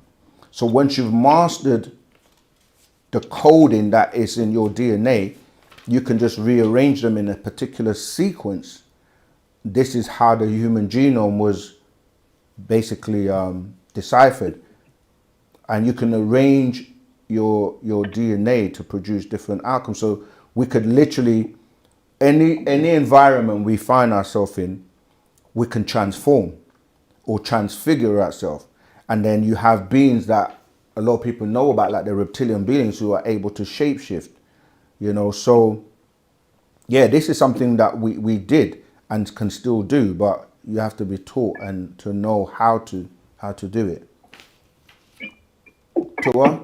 Okay. Overstood. Yes. Yeah.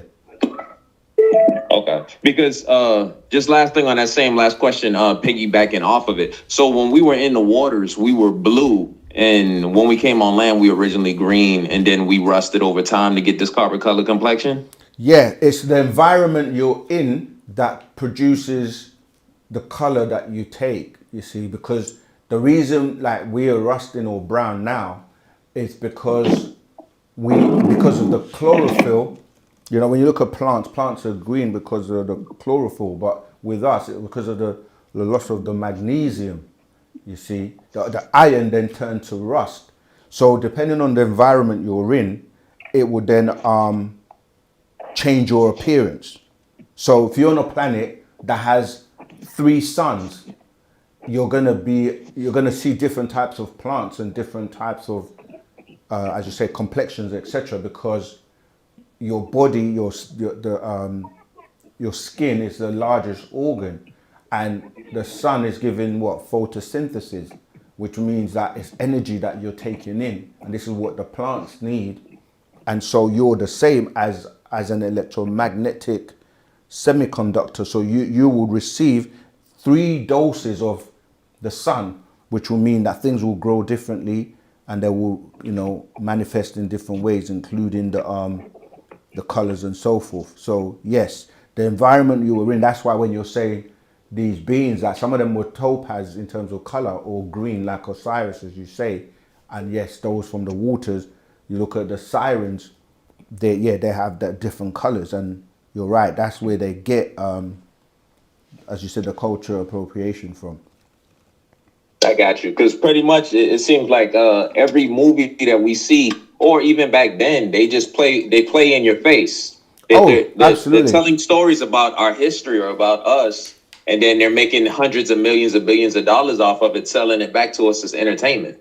Yep, that's right. That's why we quote a lot of movies, because what people don't realize about the movies is that they're used for a number of purposes. One is the way they create economics or financial stability for their people, right? The people, the actors and so forth. Because when you look at the industry, you get paid a lot of the time even before the movie comes out. And these movies are insured with, insurance companies. So whether they flop or they don't, they still make money from it. And you're right that there's that level, but then there's another level where they're sending out messages to the masses. And unless you're able to decipher or see through the message, you're going to just think it's entertainment. And a lot of people, when they take it as entertainment, they don't take the seriousness of the message. And so, you have a lot of people where when the Black Panther movie came out, everyone was like, they felt that, I guess, motivated and energized, and were like, yeah, people were going to the movies wearing their dashikis, and everyone was on this, Wakanda forever and all of that.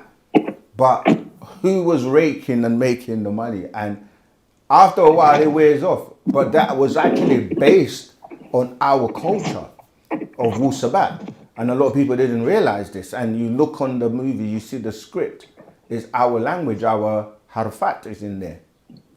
So you look at it, it's like there's a culture or of a group of people that have land where they live, where they have this high power technology, right? They call it vibranium, which is really, you can hear the word vibes, right? And these people have their own culture, their own language, etc., etc. And they have so much information. Now, when we were building Tamaray, and think about where it would be today, over 20 years later, without the master's incarceration and the dispersion of our people. Now we're everywhere and trying to rebuild. But what I'm saying is, if you studied it properly and looked into it, you would see that, going back to what you're saying about appropriation of our culture, that was literally telling you about, Musbatu and our culture as you know what I mean, Sabians or Nawapians. But who, you know, is going to see that? And we can go on movie after movie after movie, and you'll see that you're talking about things like, you know, our sciences. Most of what the master teacher has written over the last 50 years has been made into movies. You know, but you had other people like George Lucas, which when you really go into that, into the whole Hollywood thing, and Lucas ties into Lucifer and what they do with movies and what The guy that so-called created Star Wars that stole the story from the black woman. Exactly. So I'm saying when you start to look at these, you're right. The movies do have messages in them, and some people get the message, and it's multimedia because you're able to visualize things with the, you know, effects. You're able to listen. You know, you're using all the different methods of receiving that information for your, you know, your sound, the ears, the eyes, and it's all like it leaves an impression in your mind or your imagination. So it's a good way to get a message out. And movies are, you know, like you say, they're also, if you're part of the industry, it's a way of also, paying the people that are belonging to that whole system of making movies. And we got to have our own movies. Last thing, just to piggyback off you talk about with the movies. So in that industry behind the scenes, that's still being controlled by those Canaanites, those reptiles, or what we would classify as like draconian beings that's pushing that agenda. Absolutely, because, you know, it always, when you look at the industry, whether it's the music industry or the film industry or the industries that can reach the masses, these are tools that are utilized because they will, going back to what I was saying about the looping, people will be doing the same thing that they were doing 20 years ago, going to church every Sunday or going to the mosque every Friday or standing on the corner singing the same songs, you know, fighting for reparations in the so-called, you know, civil rights days, and they're still fighting for reparations today. You know, they were doing this, they have, you know, rappers and different rappers just go in the cycle, the ones that are popular today, and then they just keep promoting the same message that, you know, their puppet masters want them to promote. And we can look at every facet of society. Unless you're not following, they will pay you and give you riches and money to play the clown, to put out a particular message, to have you, you know, just wasting your life and chasing a dream or a star, to be a star that you will never be, you know, and it's by design. Unless you wake up from that cycle, that loop of 6 ether spells. You see, so yeah, you've asked a great question. But I've got to move on. There are so many other questions I've got to attend to. All right? So, all right. Appreciate it. Wadu. Okay. Let's get back to, where were we? Remember to hit that like button, subscribe, share the videos, and let's get many people on Wu-Sabat. Okay, I'm just signing in because it won't let me do the poll unless I do. Okay. Right, we have 87% of you so far that have liked, hit the like button. Let's push to get to 100%. All right, let's go to the next question.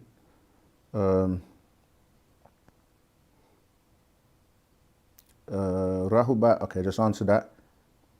Yeah, we were answering Reyes Hernandez's question about hermaphrodite still classed as a woman.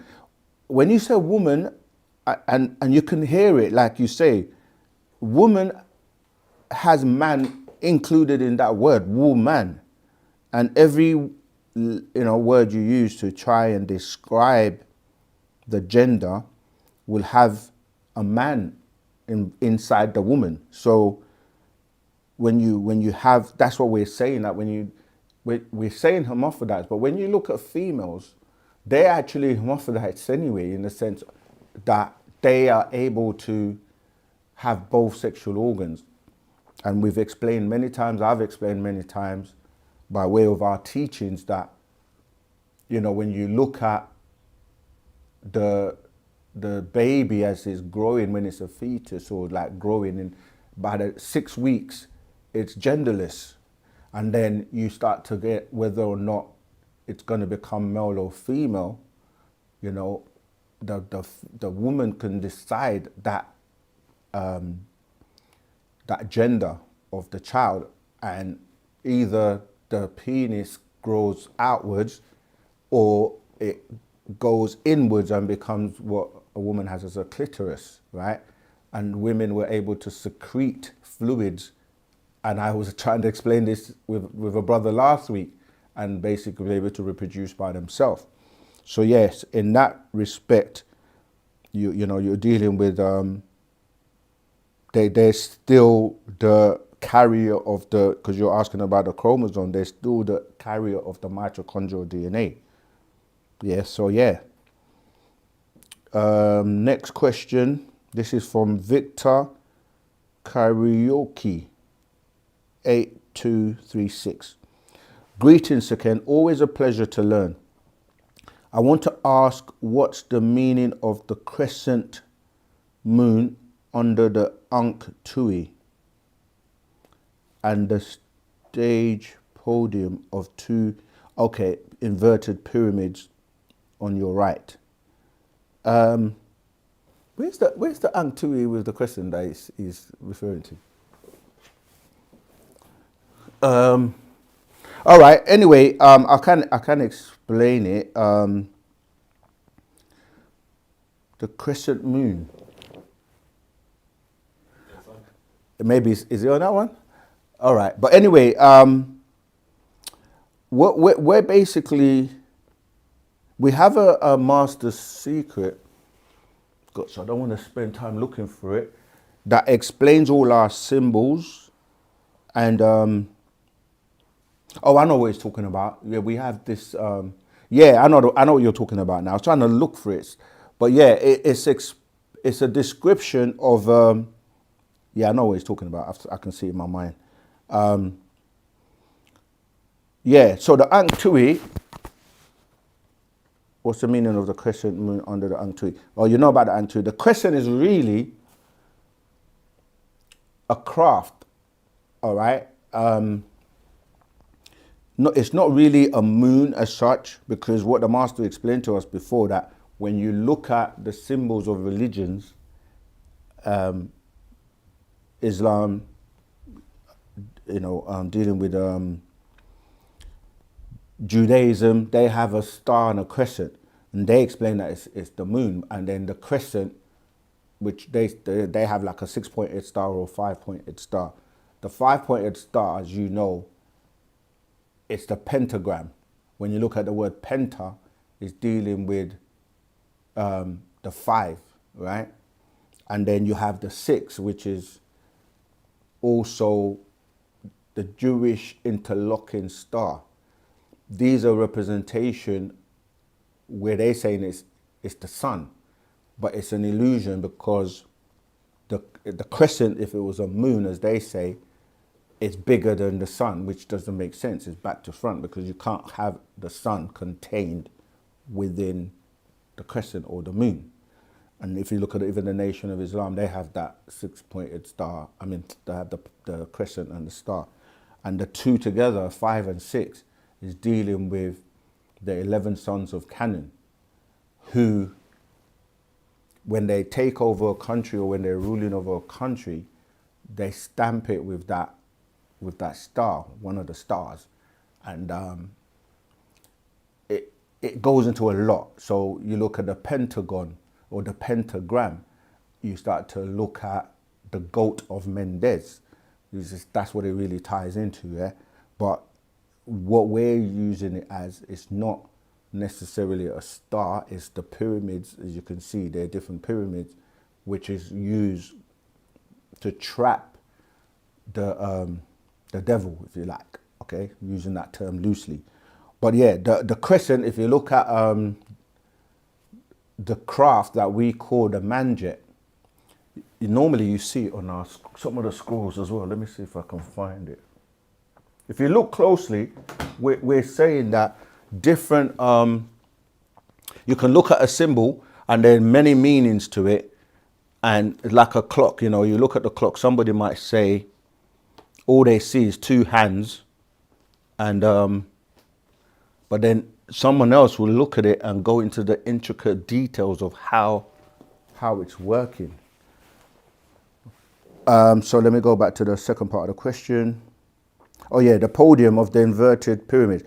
This is ascending and descending. This is what I was saying about if you were to take a triangle, people are going to look at me now and go, oh, he's with, look, Jay-Z and the Illuminati. But if you've got a pyramid like that, as above, rising up, and then so below. So if you had a line, this also represents like the hourglass, but this will be rising up and this will be pulling down. So you have opposing forces in terms of the polarity, agreeable and disagreeable, yeah, rising up and coming down. So the beings and the 6 ether forces or beings that want to pull you down lower, that's symbolic of that.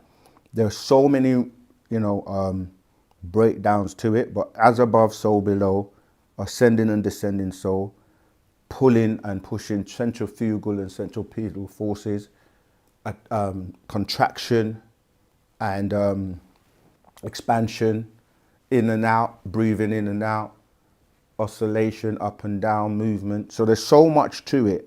But yeah, that's literally a few that I can give you right now when we're talking about the crescent and the inverted pyramids, all right, on your right.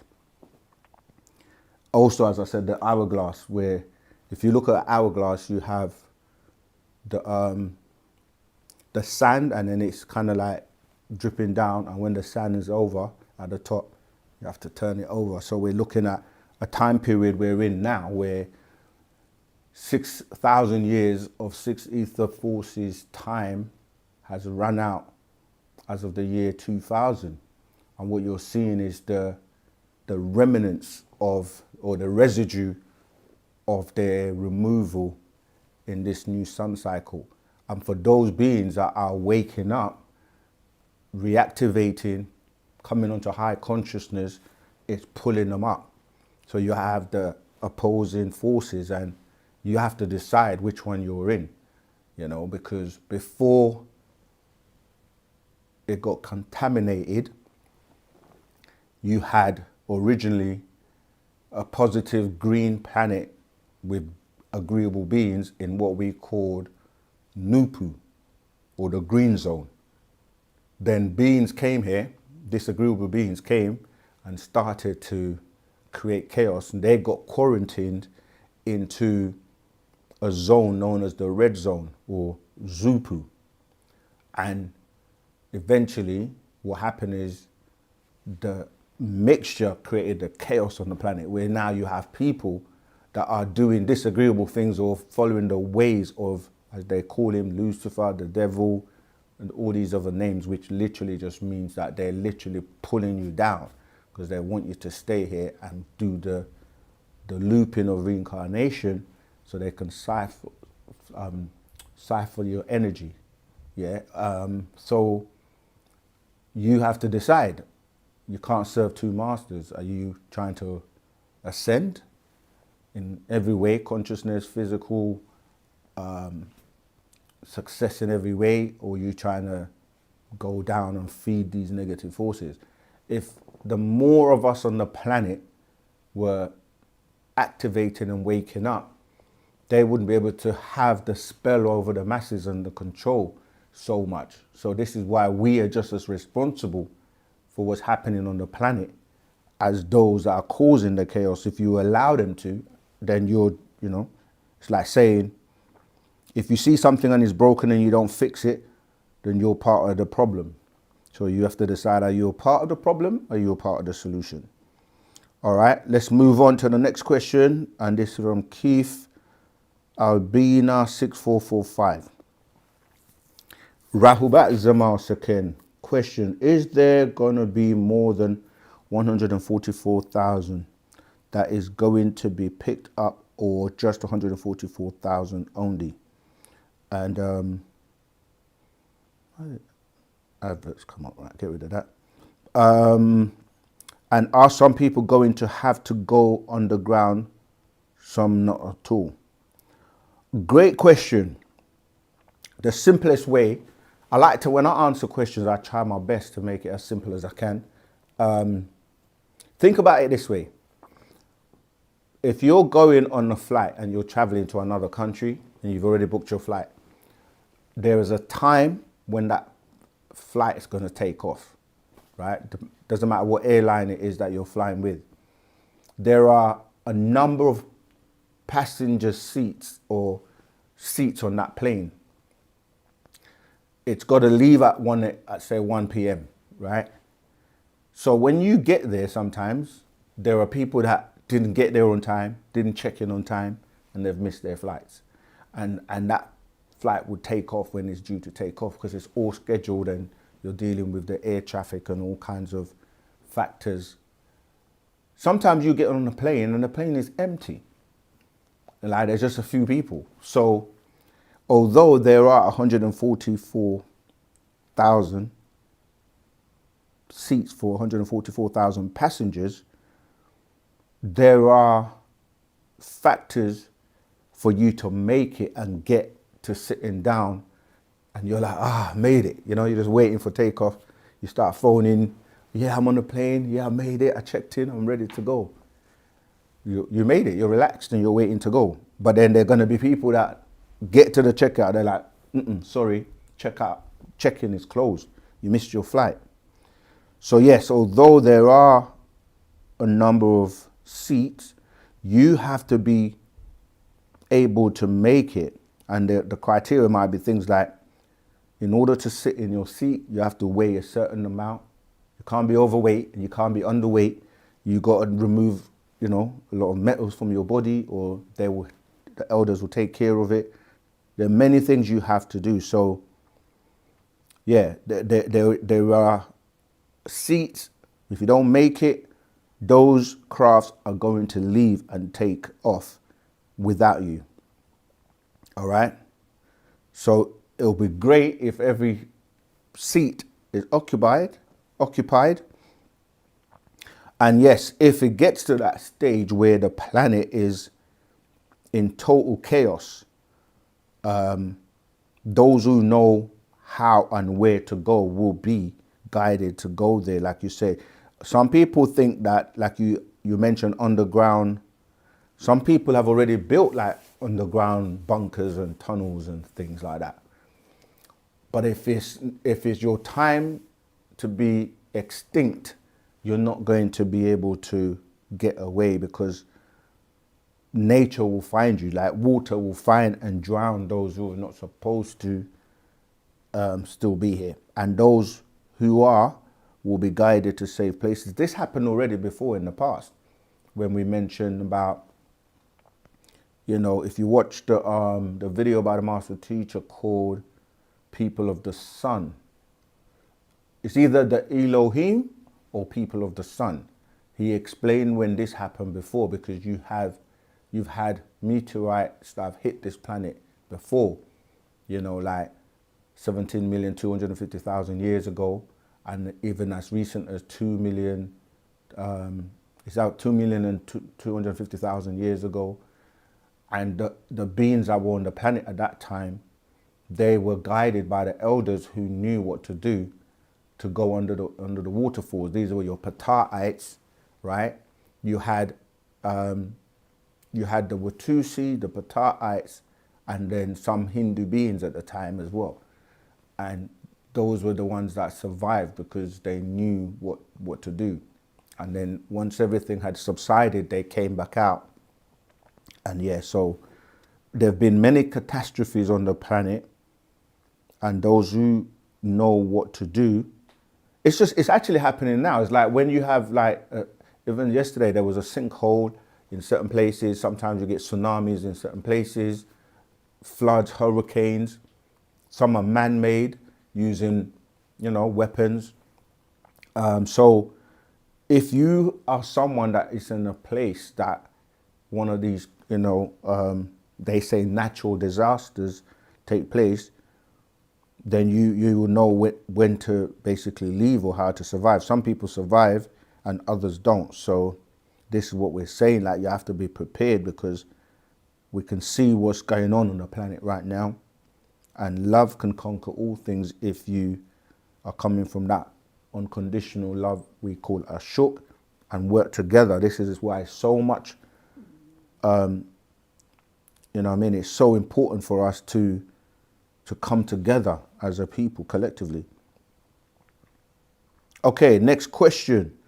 Last storyteller, Horus 7565.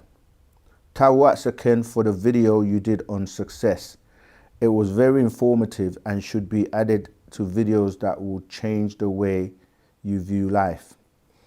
Thank you. And again, Tawat, again, we just give you the little jewels. Like I said, man, we've been holding back, and next year, and when we work with people that are really serious and they book a one-to-one, do you know what I mean? And we go into the details of how to really help them achieve success, no matter how you measure success, because success is not always about money. But yeah, we're gonna give more information.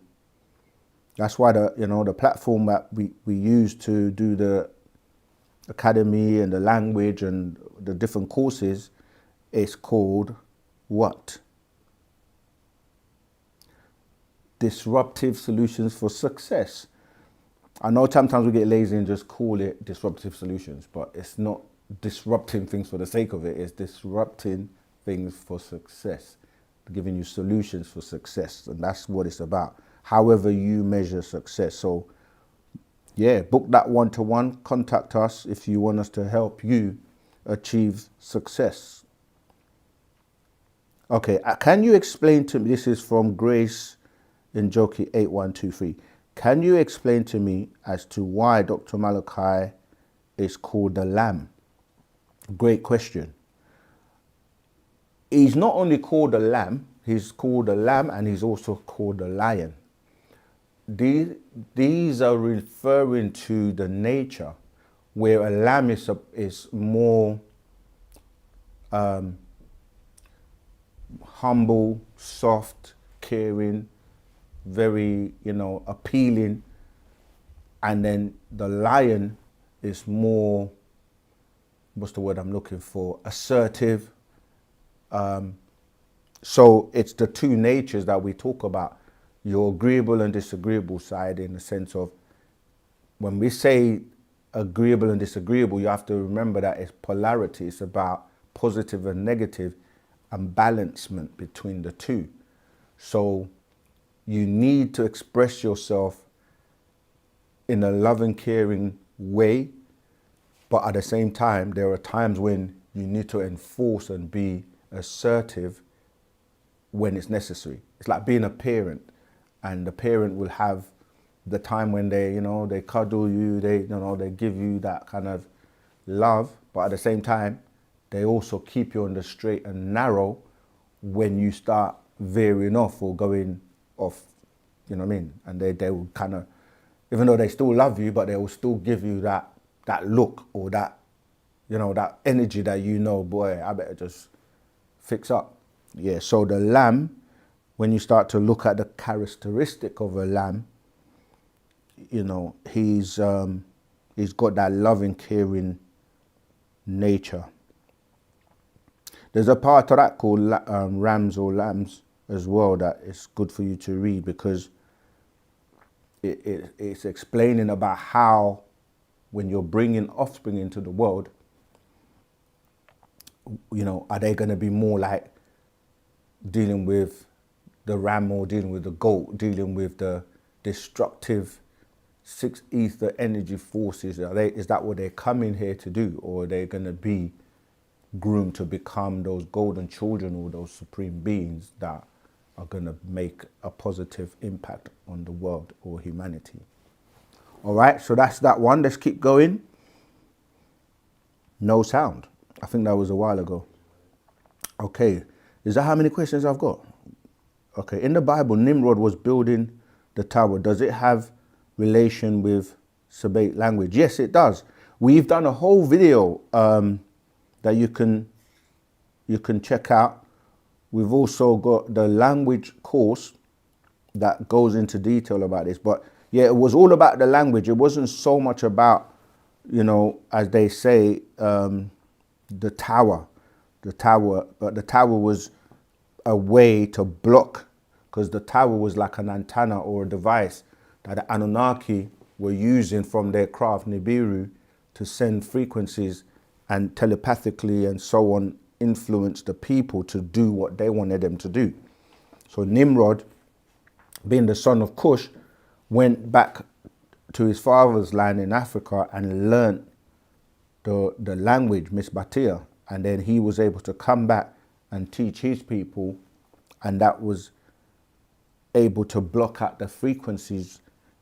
And we're doing that today for those who are learning the language, because it recalibrates you and gives you a protection. Because when I say everything's mathematics and everything's dependent on you as a being, you have the ability to have a shield around you, utilizing psychic defense. And these frequencies, these vibrations, these methods of controlling the masses mentally will be blocked. So you still be able to use your own mind, you see. So it has a lot to do with the language.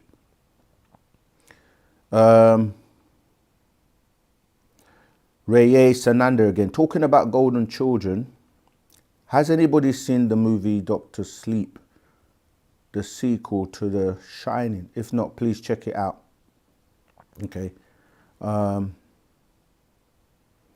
That's some intense facts on having pets. Okay, that's from Faye Mohammed. Ricardo, I'm going through these quickly because I can see we literally have like 19 minutes left. 21:11. All right, let's Ashok. 1,000 million thanks for student teachers. Respect. Okay, Tawua is all the master's works. All right. And yeah, remember, if you would like a one-to-one with myself, the email is in the chat, info@osmvision.co.uk. Let's get that booked in, all right? Tori Edwards again, awesome for the one-on-one information, okay? Let's keep going, SMKOF13. Rahul Batsaken, if you ever get the chance, can you do a video on the Part Tarak soulmate, if you can please? Thank you. Did we do soulmate already? No, we haven't, have we? All right, thanks for the suggestion. We'll look into that. What is the name of the book being mentioned? Wow, that was a while ago. Okay, we're going to send it in the chat. Oh, that was a Sacred Wisdom of Tahuti, yeah. Can I help the sister out just, okay, I'm going to skip that. Okay, let me see, what did he say? Can I help the sister out, just feel it like you already have it and you feel like you're helping others, then it will come. Okay. Right, questions. Who was here first between man and animals? Example, lion, chickens, also, was it the chicken or the egg first? All right, so woman was here first, if you're saying between man and woman, or you're saying animals.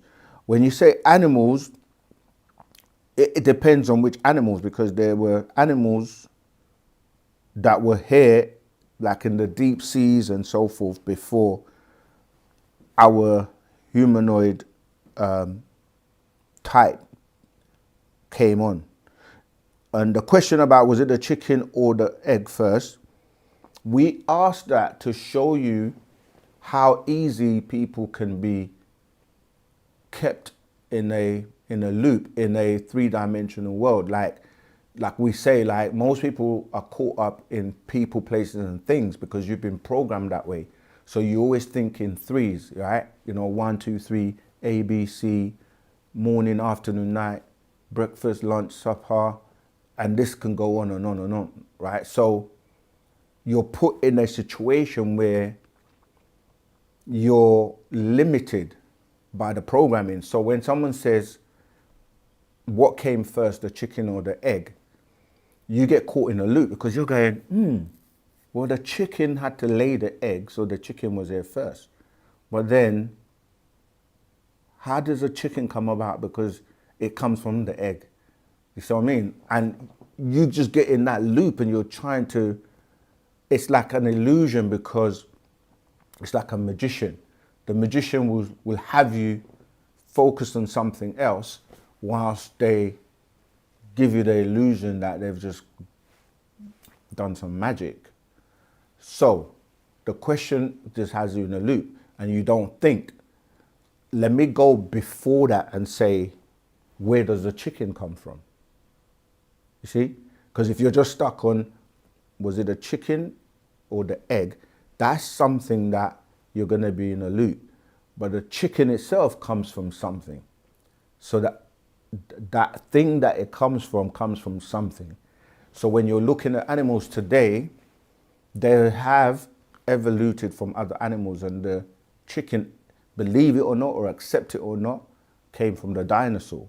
So the answer would really be none of them because they didn't come first, you see. So it's like the one with the, did man come before the woman? People will say man first because the man has to impregnate the woman for the woman to produce the child. So the man must be first. But until we say no, if you go back and look at everyone on the planet, they come from a woman.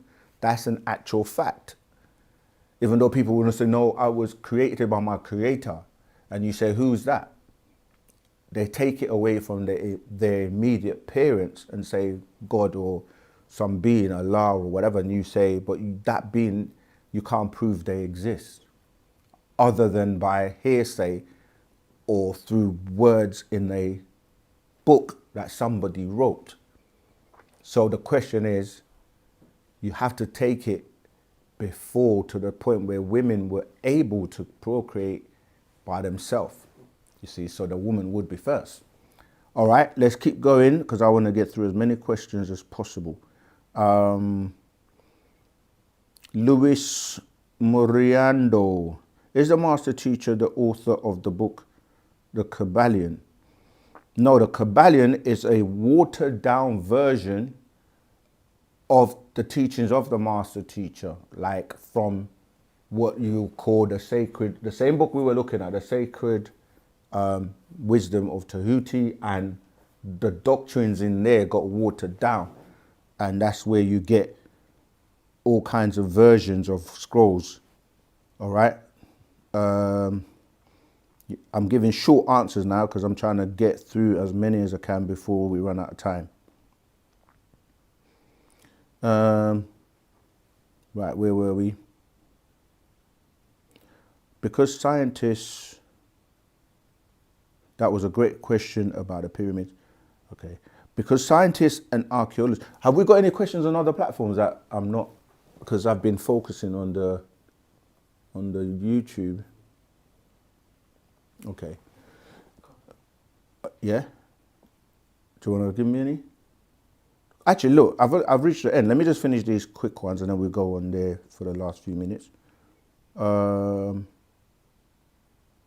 Yeah, so I was saying that the emerald tablets and the sacred wisdom of Tahuti, a lot of the teachings from the master teacher got watered down and then given back to you by others who didn't fully understand them, but they saw an opportunity to try and sound like it's from them and try to come like they're heavy, but they really can't break some of the information down, and it got perverted and distorted.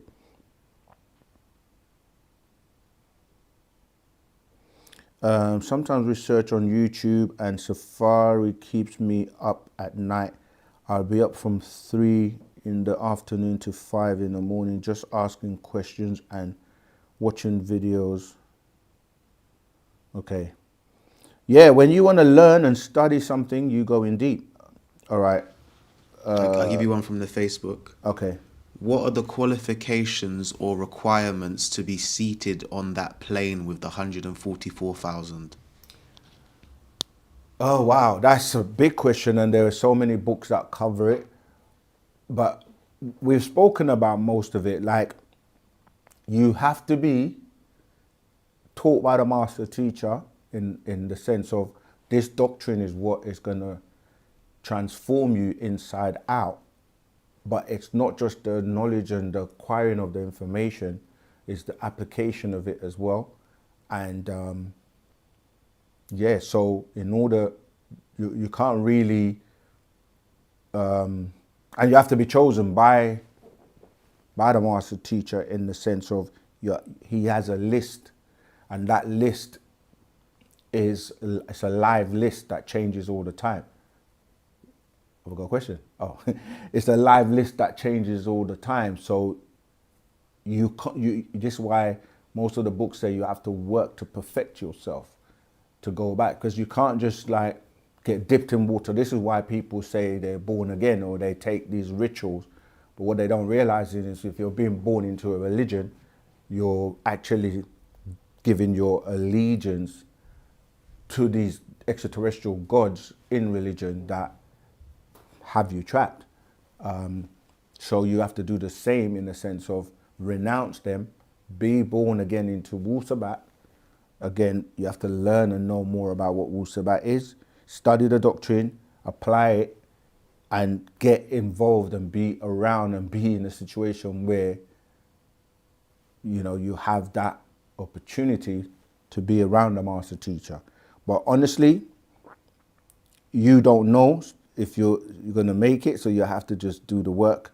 And like in the Golden Children book, Patarak, you know, you don't try and claim it or try to be like, you know, it's like focus on doing what you need to do. And if you're doing the right thing, you will be in the right place at the right time. I have two questions. This is going to be the last. There's one after that. No, I'm on here, and then I'll take yours, yeah? That's YouTube. Oh, yeah, okay. I have two questions. Do you believe in the Anunnaki, and how do you feel about the advanced lost city of Atlantis? We don't believe in the Anunnaki. We know about the Anunnaki, and the reason I say that is because there's a big difference from believing something and knowing something. A lot of people push in belief, because belief doesn't really designate that you know. It's just your belief. And so the Anunnaki, we've made a whole video on the Anunnaki, breaking it down to the point that, you know, no one really else we know has done. And the master teacher was teaching about the Anunnaki from the 60s, 70s, 80s, 90s. And it's only in the 2000s that other people, apart from back then, it was people like Zachariah Sitchin, and he gave him to us to research because he was always bringing out new information or making the information available that others weren't touching. And so, yes, we know about the Anunnaki and the whole story about who they are. There are different species of Anunnaki as well. There's like the Dingir, there's like the Shamgao, there's the agreeable draconians and disagreeable reptilians. Because when you're saying Anunnaki, it's people don't, when you break it down, as we've said many times, and I will say again, is the beings that Anu, the Most High of the Sumerians, sent to the planet Ki in groups of 50, right? And they came, and those were his family. Excuse me. We've also done another video on extraterrestrials where we speak and go into and show you the Anunnaki pictures and so on. So yes, we do know about the Anunnaki, and we also know about the city of what people are called Atlantis. And there's a Patarak called Atlantis. When I say Patarak, these are, it transfers to as the way. And that's these little small scrolls that it's the way, it's our way. And if I can find, yeah, there you go. Atlantis, right? And these are very small, but don't be fooled by the size. Atlantis goes into what you want to know about Atlantis. The thing is, it wasn't called Atlantis. The tis, when you look at words, as we've been taught languages, when you look at words like tis at the end of them, that's the Greeks. So, trying to think of a word, Atlantis, what else? Yeah, but it was Utla or Atla, and it was a place that is to vacate or to go to, and they took that and added the tis, or when you see tis or us, like Osiris, that's another word, like Osiris, Atlantis, words like that are from the Greeks, and the Greeks called it Atlantis. All right, but yeah, we have a lot of information, but we've only got 5 minutes left, so for this live, so seek out those scrolls. And a lot of these cultures, like the Maya as well, these are other beings that they left or disappeared, or they were picked up and taken away, much like what we're talking about now with 144,000. And years to come, those that will talk about, oh, did you ever hear about the people called the Nuwapians? And they just left, they just disappeared. Where did they go? You know, similar story, all right? Okay, we're coming to that last question. And that's from Kim Carter, 7453. How can one control the anxiousness of the body due to being so aware? Yeah, I know that great question. This is why the scroll, the mind, is so essential, because with the mind, and also we have a book called The Breath. These are all practices because you can regulate your breathing, you can regulate your heartbeat, you can regulate the systems that are making you anxious and agitated. So you have to calm the mind. And then you can do things like the breathing exercises. You can do things like monitoring your heartbeat and slowing it down, you know, and you can start to know how to control noise. When I say noise, there's white noise. There's a lot of things and things around you. This is where meditation also comes in, because it's about controlling you're in an environment and everything around you. You can be in the world, but not of it. So within your space, you can have calm, serenity, and be able to be like, even though there's chaos all around you, you're still able to remain calm and control your breathing, your mind, your thoughts, and then, yeah. Okay, last point, I see Airman Jones 1. It says, I disagree with Nibiru being a craft. You can disagree all you like. We don't stop people from disagreeing. Like, that's just you, innit? Like, the planet Earth you're on is a craft. And if you actually do some research on the word craft, you will see that what is a craft? Because a craft can mean many things, right? Like you can have a craft where you're like a carpenter, for example. Yeah. I'm just giving you an example so that you can see how when you say I, and the word I is, you know, it's something that it's your opinion or the way you think, and we can't stop you from thinking or having an opinion.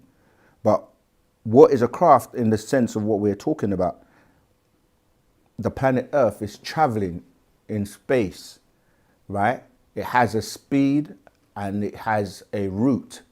This route takes it around the circumference of around the sun, and people say it takes the planet 365.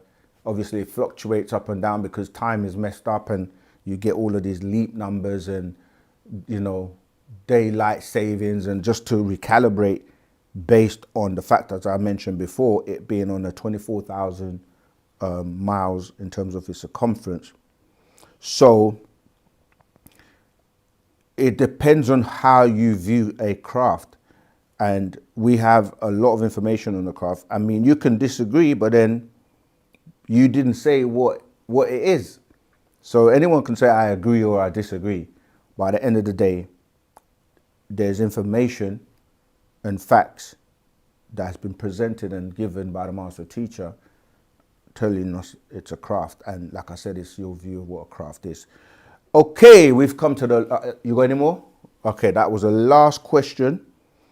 And also, when people are new for the first time, don't be in such a haste to agree or disagree. At least take the time to really get to know what we teach, who our master teacher is, go through all the videos that we've put out, you know, at least study some of the scrolls for yourself. And it's a process, you know. Some people just want everything instantaneously because we live in a world of fast food, fast this, fast that. Everybody just wants everything quickly. But natural nature has a way of doing things. And when you plant a seed, the normal process is it takes time to grow, and then it, you know, matures, and then it bears fruit, you know. So what we're saying is don't just judge quickly. Like, take your time, get to study, get to know us. And at least if you do a thorough investigation, you can have a more informed decision when you make up your mind about who we are, what we teach, and so on. But like I keep saying, Wu-Sabat is the heavyweight champion of the world when it comes to actual facts, knowledge, and information. So as usual, we're still humble because it is about sharing that information, each one teach one, because we are still responsible collectively as to the fate of our, not faith, F-A-I-T-H, but F-A-T-E.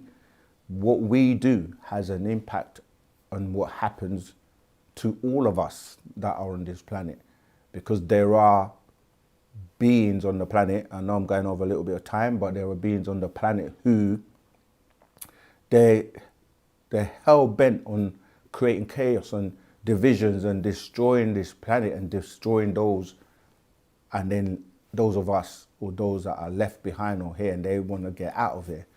But we have the power and the ability to manifest the planet and the world that we want. So don't take that lightly. You know, the consciousness is a collective consciousness. And the more of us that wake up, the more we can force the disagreeable beings off. And that's happening. And yeah, until next week, same time, same place.